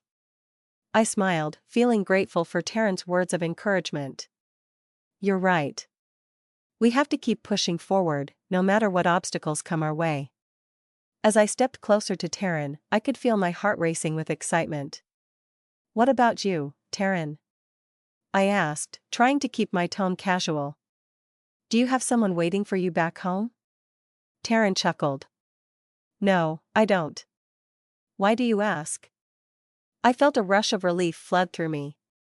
No reason, just curious, I said, trying to play it cool. I'm single and available, in case you were wondering. He raised an eyebrow, a small smirk playing on his lips. Is that so? I couldn't help but grin. Yep, I'm all yours if you want me. Taryn laughed heartily. It's likely he thought I was joking. I leaned in closer to Taryn, hoping to make him understand I wasn't joking. But before I could even make my move, Kevin's voice broke through the moment. Hey, guys, I found something interesting. Kevin exclaimed, breaking the romantic atmosphere. I sighed inwardly, feeling disappointed that the moment was lost. What is it? Taryn asked, his attention now diverted from me. I found a map of the dark forest. Kevin said, holding up a crumpled piece of parchment. Let's take a look. I followed the others back to our spot beneath the tree, my mind still racing with thoughts of Taryn. Damn, I was totally close. I felt a flutter in my heart as we huddled around the map. Taryn's deep voice explaining the path to the castle made me want to lean in closer. It was clear we needed to follow the path if we wanted to find Lord Dragon and put an end to his evil reign. As we started to make our way through the forest, I found myself stealing glances at Taryn. I couldn't help but feel a pull toward him. I wondered if he felt the same way. But we had a mission to focus on, and I couldn't let my feelings get in the way. We needed to work together if we were going to succeed. so I pushed my thoughts of Taryn aside and kept my eyes on the path ahead. We walked along the trail, and the trees grew thicker and taller, blocking out the sunlight.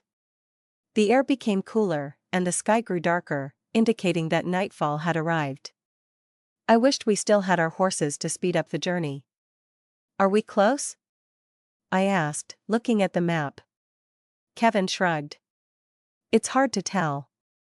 The map isn't very detailed." Selena shuddered. "I don't like the look of these trees. They seem so alive." Taryn chuckled. "They are alive, Selena. They're just trees." Selena shot her glaring eyes at him. "Yeah, so are the trees in the swamp that tried to eat us." I sighed. "I hope we find a safe place to sleep tonight." Our footsteps were increasingly accompanied by the sound of animals in the distance. We quickened our pace, hoping to reach our destination soon. Through the mist, we stumbled upon a manor. It was looming over us, with its walls and roof covered in ivy, and the windows were dark and empty. It looked like it hadn't been lived in for centuries. The wind blew, and the trees rustled, making the place look even creepier. I shivered, and I saw that Selena and Kevin looked just as spooked as I felt. Taryn looked stoic, but I could tell he was also uneasy. The manor seemed to have an aura of mystery surrounding it. I wondered who lived here before and what happened to them.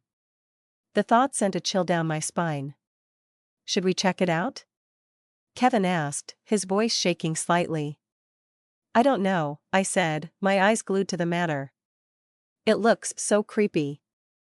"We have to," Taryn said, his tone firm. "We need to find out what's going on around here.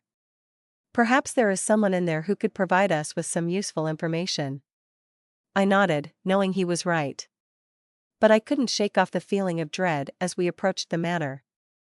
We stepped inside the manor and I shivered as the musty, foul air filled my nostrils. The atmosphere was creepy, and the furniture was draped in thick cobwebs.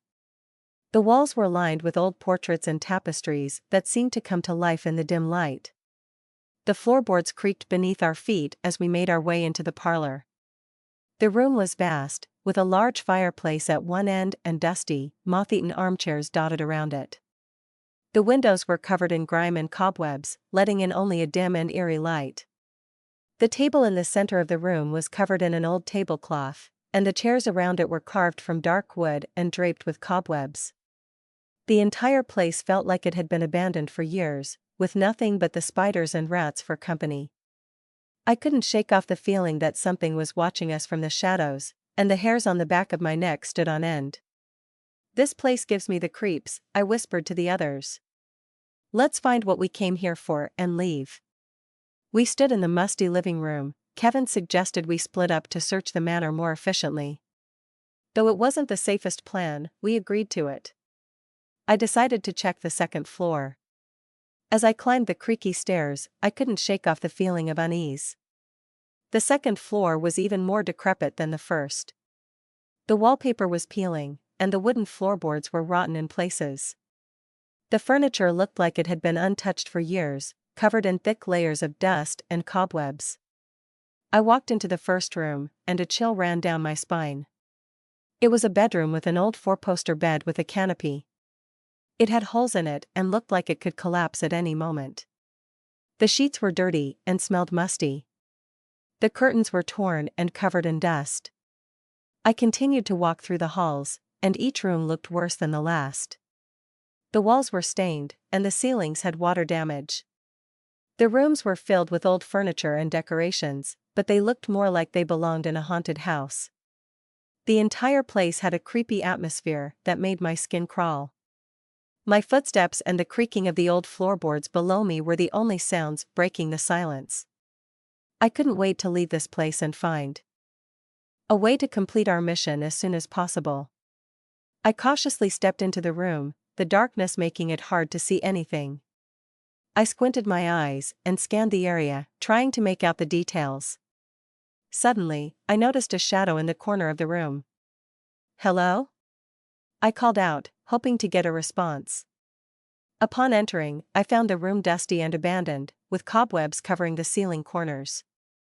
The furniture was old and worn, and the air had a musty, foul smell. I wrinkled my nose, trying to ignore the stench. "Is anyone here?" I asked again, taking a few more steps into the room. But before I could get any further, a sudden flash of light illuminated the room, and I felt a sharp pain in my head. The next thing I knew, I was on the floor, unconscious. 3 old ladies with black cloaks and white skull makeup answered my question. They were stirring a cauldron with boiling water, and the smell was nauseating. "We are the Death Witches," one of the ladies said. "Death Witches? You mean, like witches who worship death?" I asked, feeling a chill run down my spine. The lady nodded with a wicked grin. "That's right, dearie. However, we also eat the living to worship death. And you and your friends here are our next feast," the other lady added. Selena let out a scoff. "You really expect us to believe that?" The other lady spoke up. "Believe what you want, little girl. But you'll soon find out the truth when we're done with you." I felt a sense of fear and unease wash over me. "We have to get out of here," I whispered to my friends. I tried to think of a way out, but my mind was blank. The room was dark, and the only light came from the cauldron. Stone walls surrounded the room, and there were no windows or doors. "Listen," said Kevin, his voice low. "The witches are probably expecting us to try and escape, but what if we give them what they want? What if we pretend to be willing sacrifices, and then when they let their guard down, we strike?" We all looked at him, impressed by his cunning. It was a risky plan, but it might just work. "How do we convince them?" Taryn asked. "We'll have to act convincingly," I said. "We'll need to play along until we get a chance to strike." We all nodded in agreement, and then we waited. It wasn't long before the witches finished preparing the cauldron, their cackling laughter echoing throughout the room. It seemed that they were pleased with themselves, because they knew we couldn't escape. "We've decided to be your willing sacrifices," Kevin said, his voice steady. The witches looked at us, their eyes narrowing suspiciously. They suddenly smiled as though they were delighted that we had given up. "Very well," one of them said. "But don't try anything funny, or you'll regret it." We all nodded in agreement and put on our bravest faces. As the witches approached us with their claws, we suddenly jumped up and kicked them. After knocking them off their feet, we grabbed their keys. Taryn unlocked our chains, and we ran as fast as we could, with the witches chasing us. We knew we had to keep running until we found a place to hide. Luckily, we found a storage room filled with old wooden crates. We hid behind them, listening to the witches' footsteps as they searched for us. After a few minutes, the footsteps faded away, and we knew we were safe for the time being. We quickly came up with a plan to escape the manor. Taryn suggested we find a back exit, and Selena said she could use her knowledge of plants to help us navigate the surrounding forest. We ran through the manor, careful to avoid any more witches. We finally found a back exit and ran into the forest.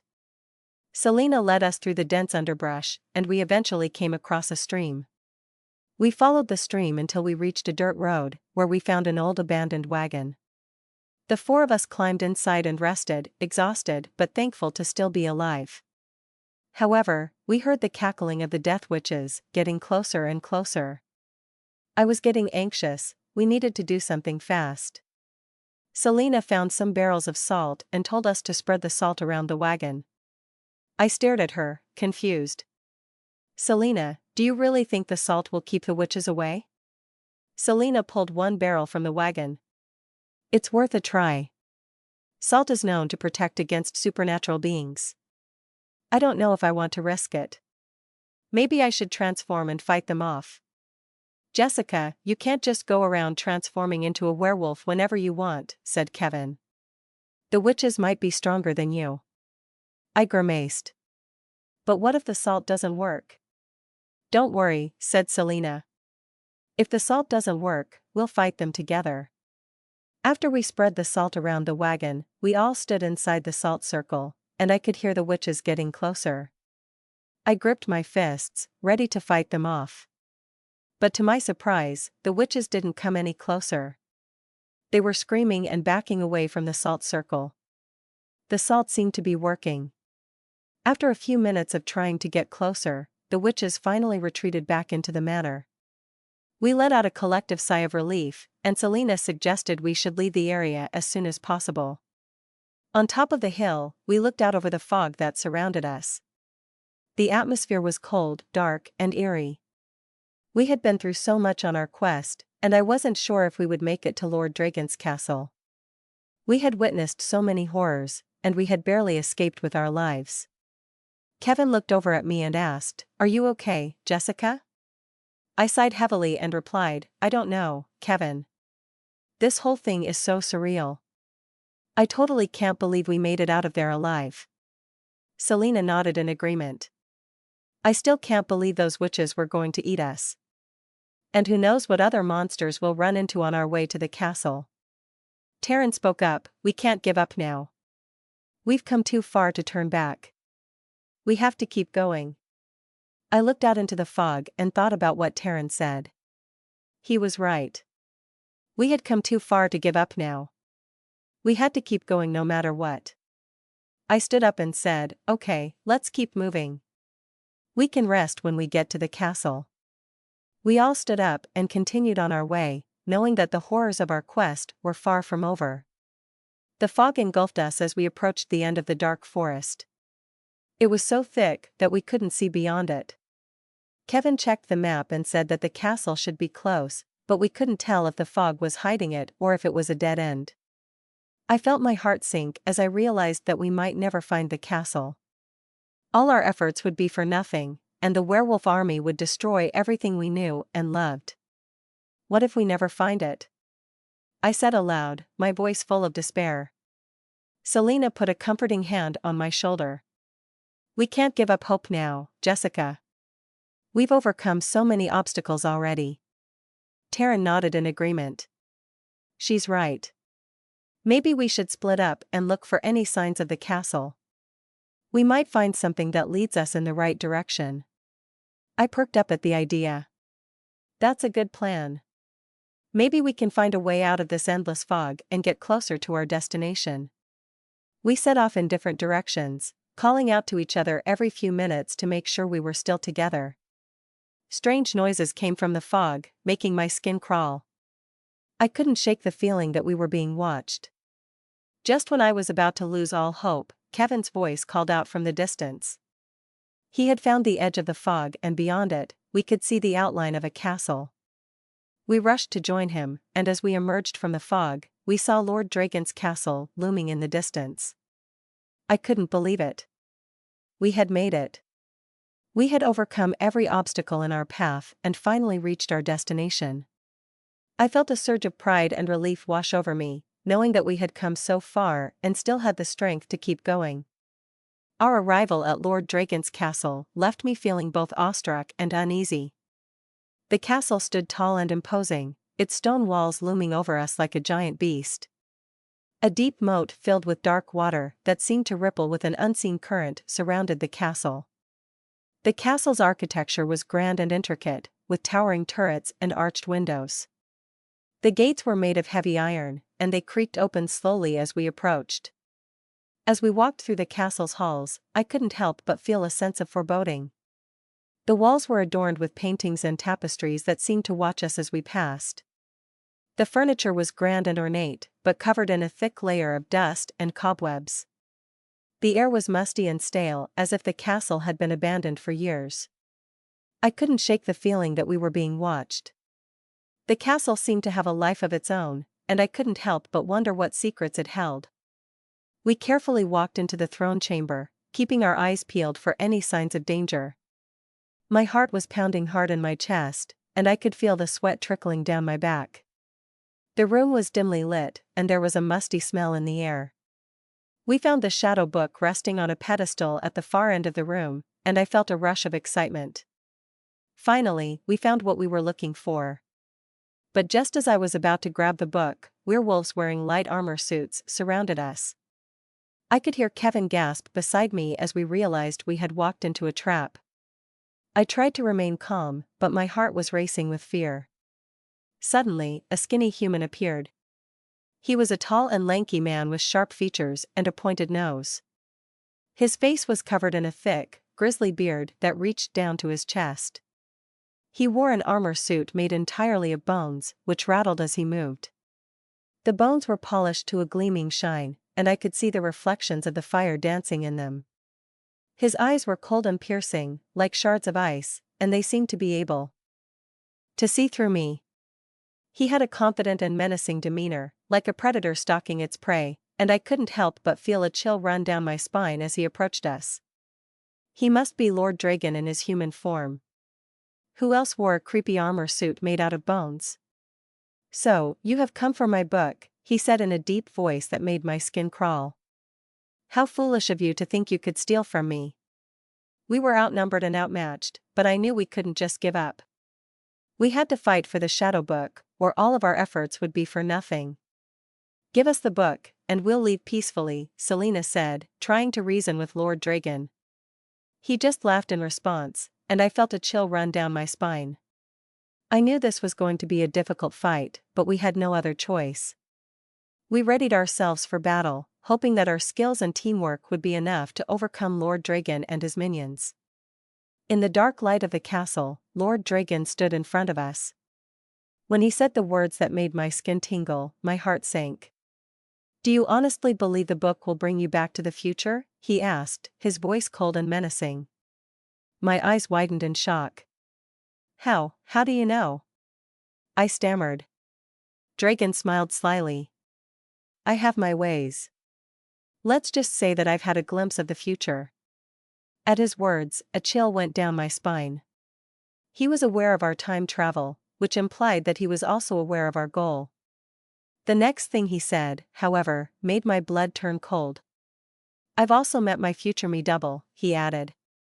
He attempted to take my place so he could alter the future on his own. But I dismembered his body, limb from limb, and buried him in a coffin lined with silver. Instead of him, I will be the one to alter my destiny. His words rushed through my mind as he spoke. Has he killed his future self totally? He now intended to rule the world by himself. I noticed the same surprise and dread reflected on Selena and Kevin's features as I turned to face them. We were in deep trouble. Lord Dragon remarked, his voice chilling me, "I won't let any of you escape alive.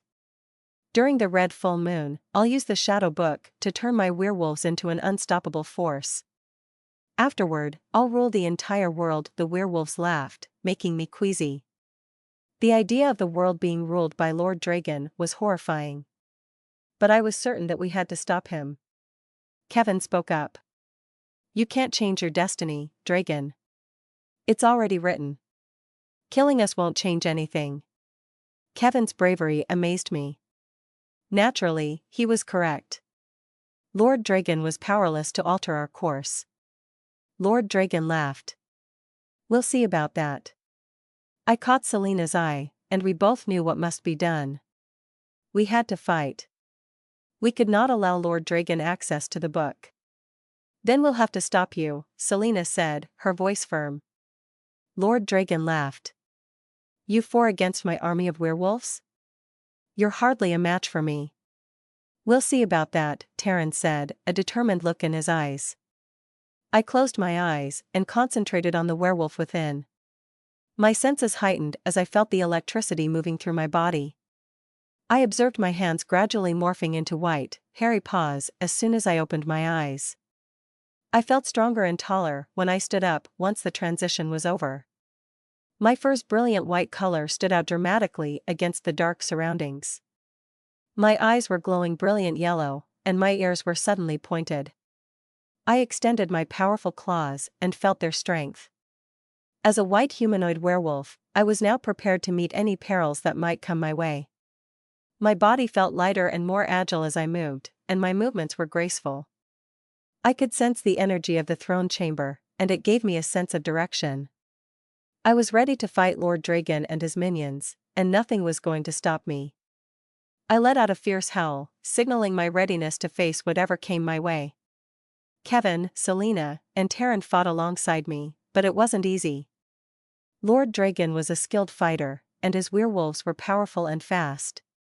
I leaped towards one of the werewolves, my claws tearing through its armor as I sank my teeth into its neck.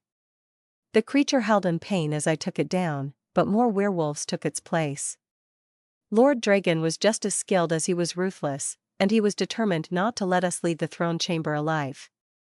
He struck at me with his sword, but I managed to dodge the attack and slashed at him with my claws. I could feel the tiredness coming on as the battle continued.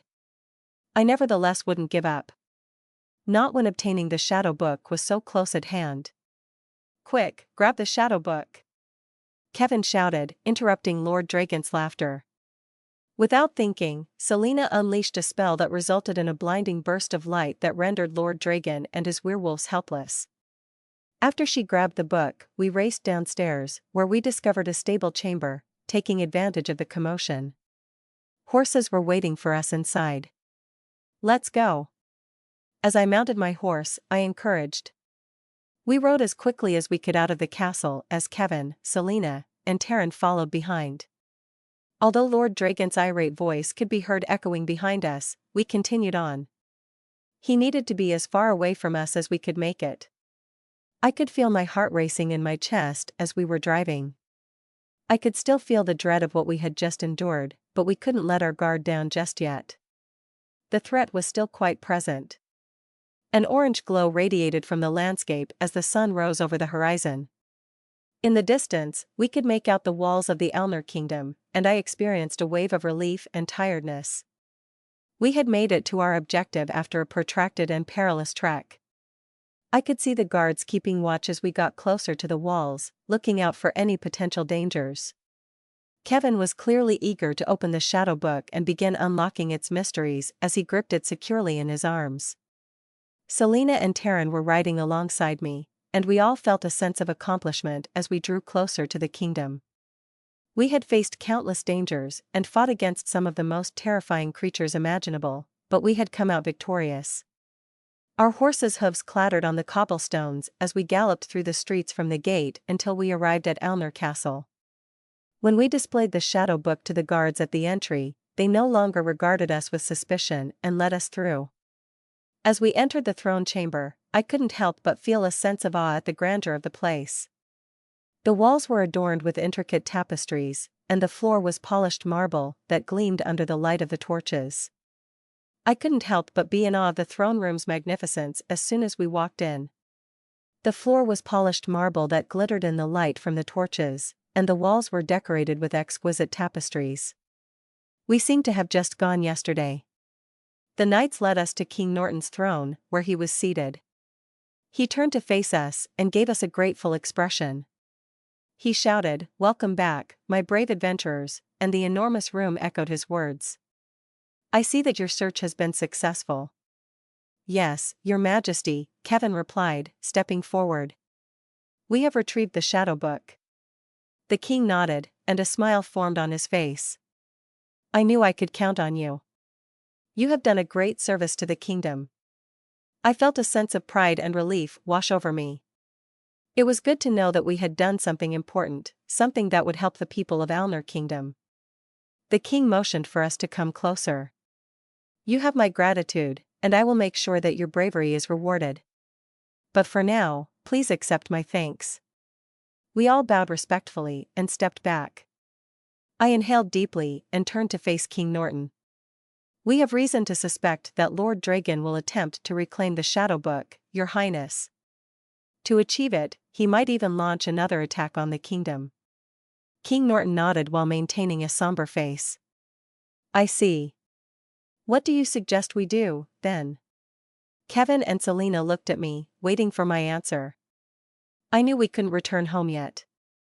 If we do, Lord Dragon could conquer Elner and change our future. We couldn't afford that risk. "We could try to help defend the kingdom, Your Highness," I finally said. "But we understand if you don't want to involve us any further. We've already done what we came here to do, and we could go back home." The king looked thoughtful for a moment before he spoke. "No, I think you're right. We should take precautions in case Lord Dragon does attack. And your help would be greatly appreciated." I nodded, feeling a sense of responsibility wash over me. We'll do our best to protect the kingdom, I said.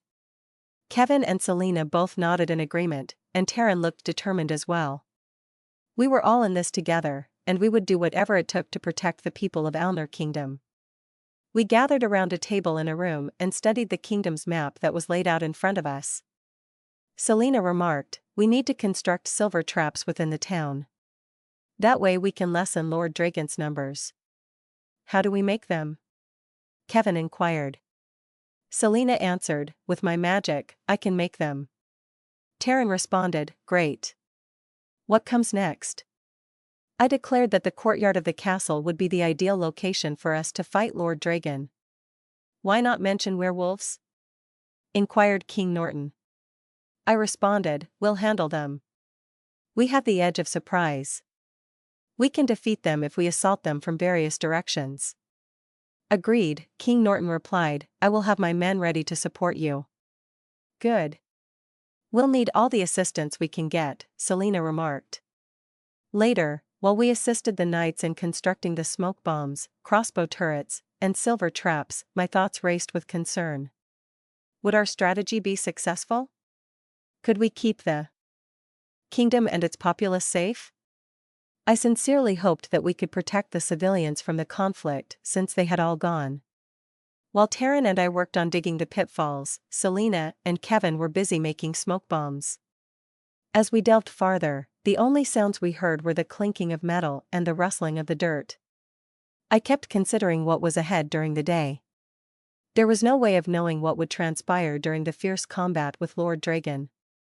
But I was aware that in order to save the kingdom and its populace, we had to take all possible measures. I experienced a sense of purpose with each sinkhole we dug, crossbow turret we constructed, and smoke bomb we made. We were engaged in work that was crucial and perhaps influential. When we were done, I took a look around the town that we had worked so hard to defend. Although everything was now calm, I knew that would soon change. When the conflict arrived, we were prepared for it. I climbed one of the towers to get a view of the kingdom. I discovered Taryn there, gazing at the setting sun while deep in concentration. I followed him and stood by his side in silence for a short while before speaking. I broke the silence by saying, "Taryn, I have something to tell you." He turned to face me, and I could see that he was curious. The question, "What is it?" I inhaled deeply before starting to explain. "Kevin, Selena, and I are not of this era. We are from the future." "You undoubtedly heard that from Dragon." Taryn merely grinned. He answered, "Yes, and that's incredible," with admiration in his eyes. "It's like something out of a storybook to think that you know the future." We settled into a peaceful stillness as we observed the sky turning pink and orange as the sun sank below the horizon. Taryn turned to me and held my hand as the final rays of light vanished. He spoke in a gentle tone. "Jessica, there's something I've been meaning to tell you." My heart pounded. "What is it?" "Despite the fact that we have been friends for a while, I believe I have feelings for you. I'm not sure if you share my sentiments, but I wanted to let you know." My relief mixed with surprise at the same time. "Taryn, I feel the same way about you." Previously, I was hesitant to say it, but I now do. Taryn's smile spread across her face. "Really?" I blinked. "Yes, I do. That's why I tried to my heart was pounding with eagerness as the bell rang out across the air. Taryn and I gave each other a short glance before launching into action to defend Elner's life. The sky darkened as the clouds moved in, adding to the foreboding sense of the coming conflict. Damn. I was so close to kissing someone again who meant a lot to me. But it was more crucial to first defend Elner. My heart was racing as I and my friend stood on the gate. Overhead, a full moon was rising, creating rich red hues in the sky. The night was calm and frightening. As I sensed the calm before the storm, I had a sickening sense of dread. As we awaited the arrival of Lord Dragon's army, the air was tense. The gate creaking and our own breathing were the only sounds we could hear. Everything seemed to have a gloomy tint from the red moon, and I couldn't help but feel like a tidal wave was about to hit us. I gripped my sword more firmly as my hands shook, bracing myself for the worst. I couldn't help but question whether we were prepared for this conflict as we waited for the enemy to show up as we stood there. I caught a glimpse of my friends and noticed that while their eyes conveyed determination, there was also a trace of fear. We were all aware that this battle would not be simple, and Elnor's future lay in our hands. The army of Lord Dragon moved closer. I could make out the dark silhouettes of werewolves on the front lines. Their eyes shone a piercing yellow, and their fur gleamed under the light of the full crimson moon. They were enormous beings that were easily twice the size of an adult human, and they moved with muscles that rippled. Each of them had pointed teeth and claws that sparkled in the moonlight. With their footsteps resonating on the ground, the werewolves moved in perfect unison. Although they lacked armor, their thick fur served as a natural form of defense. Others clutched enormous shields that appeared to be capable of easily stifling a man, while some of them carried swords and axes. As the army drew closer, I could see the individual features of the werewolves. Some had scars across their faces, while others had piercings in their ears and noses. They all appeared to be battle-hardened and fierce, as if they had been trained since birth. My heart pounded in my chest as I watched the army approach. This was no ordinary fight, and I knew that we were vastly outnumbered. But we had a plan, and we had the element of surprise on our side. We just had to hope that it was enough to defeat Lord Dragon's army and save the Elnor kingdom. Lord Dragon suddenly accelerated his horse to the front of his soldiers. Sword in hand, he yelled, "Surrender or die."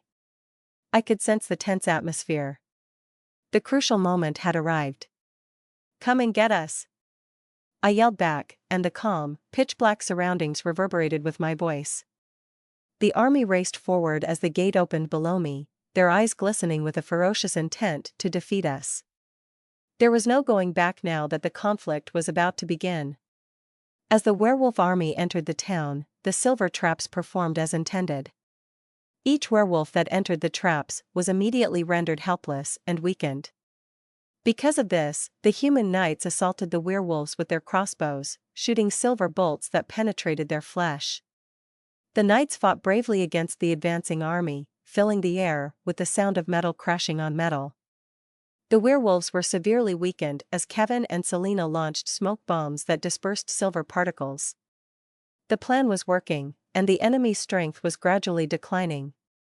The knights were fighting with fresh vigor, and I could see optimism in their eyes. I was confident that we might triumph in this conflict. Just outside the castle wall, I could make out the shape of Lord Dragon. As I ran in his direction, my heart was racing. I jumped off the edge when I got there and landed with a gentle thump.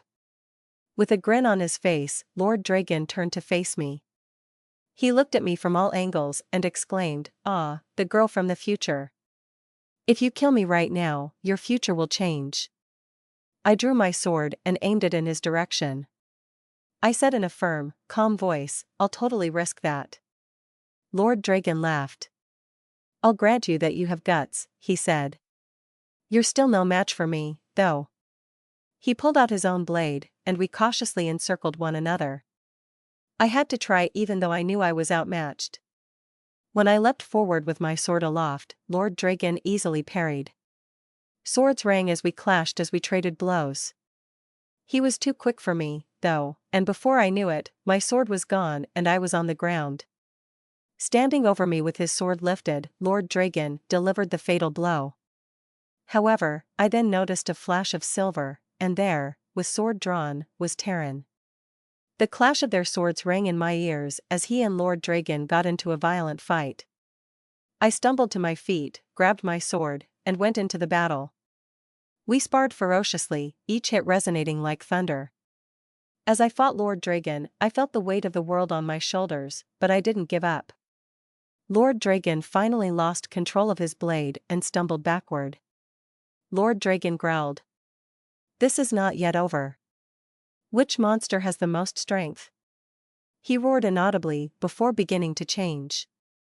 His teeth lengthened, his fur darkened, and his body got larger. My personal transformation was also beginning, I could feel it. My muscles became larger, my bones started to tremble, and fur started to grow out of my skin. We both transformed into werewolves in a couple of seconds and were prepared to fight. Dragon knocked Terran to the ground as he ran at him with his sword up. Unconscious, Terran was on the ground.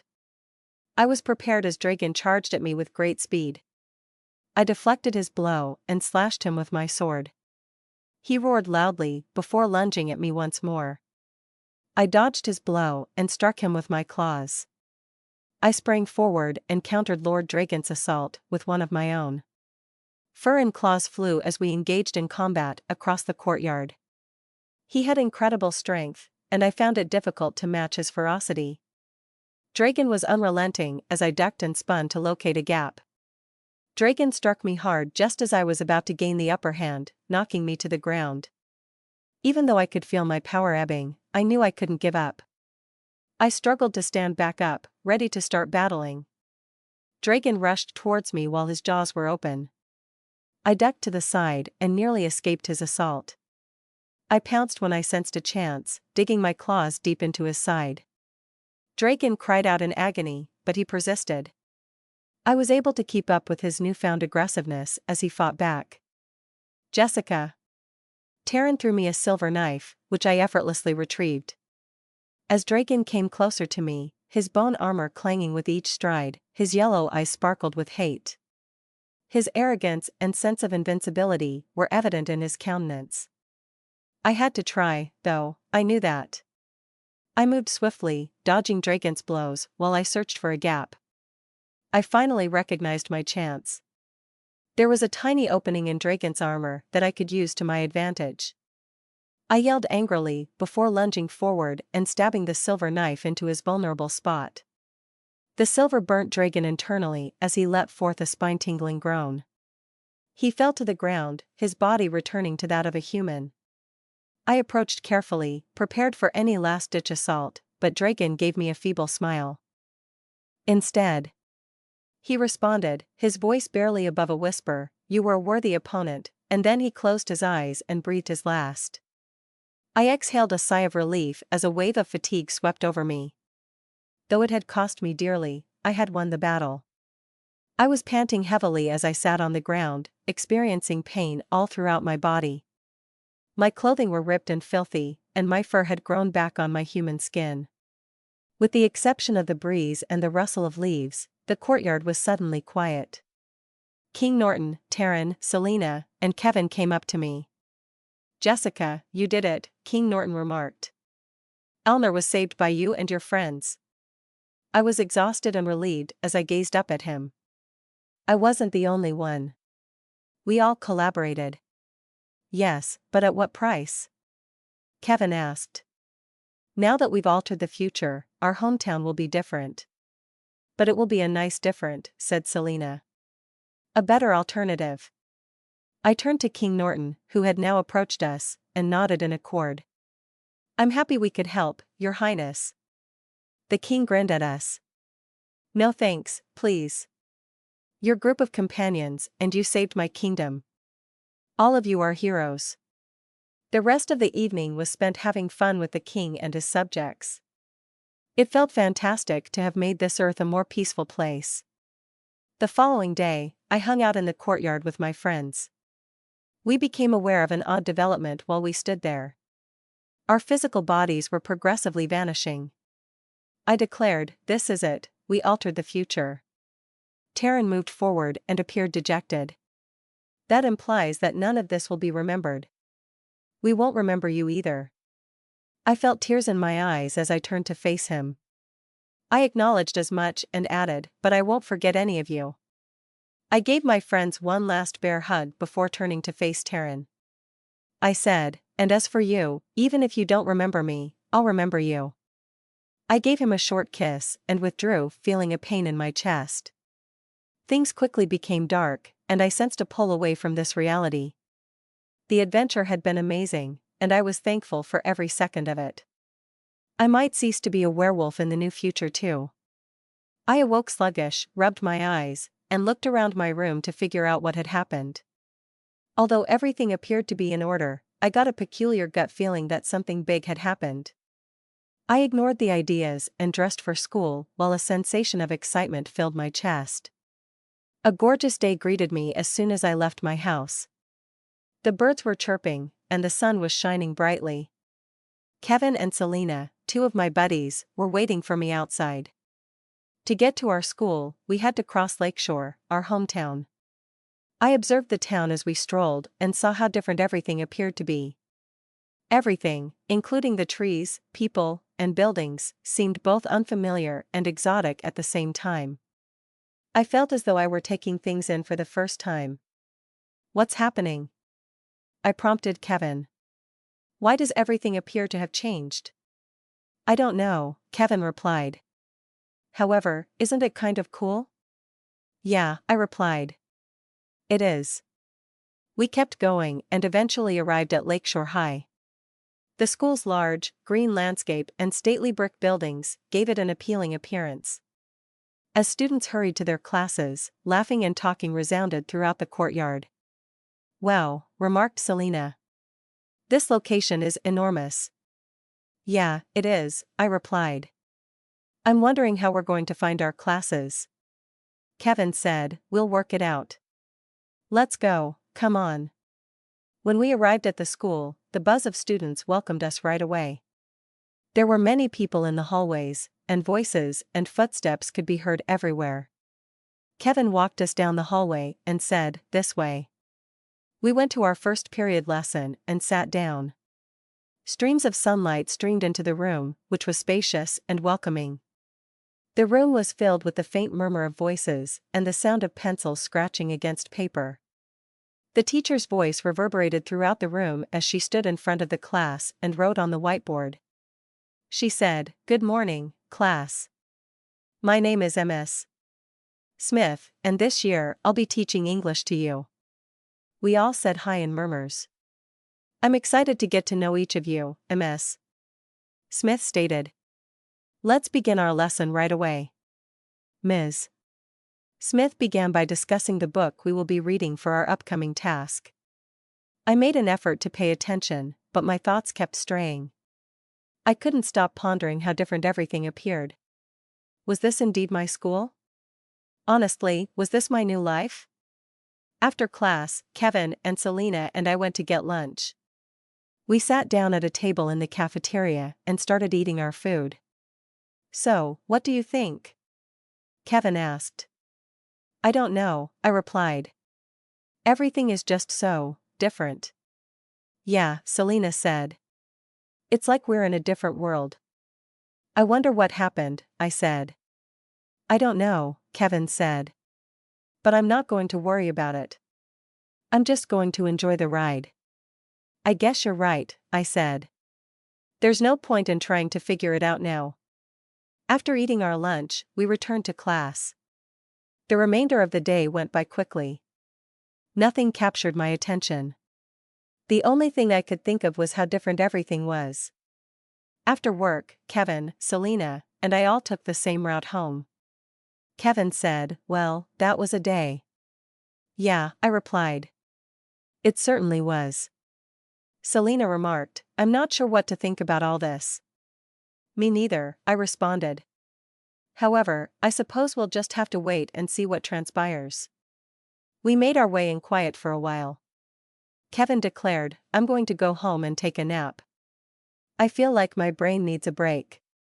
"Me, too," Selena replied. I remarked, "I think I'll follow suit." We bid each other farewell and parted ways. I pondered all that had transpired that day as I made my way home. I was unsure of what to make of it all. I did, however, understand that nothing would ever be the same again.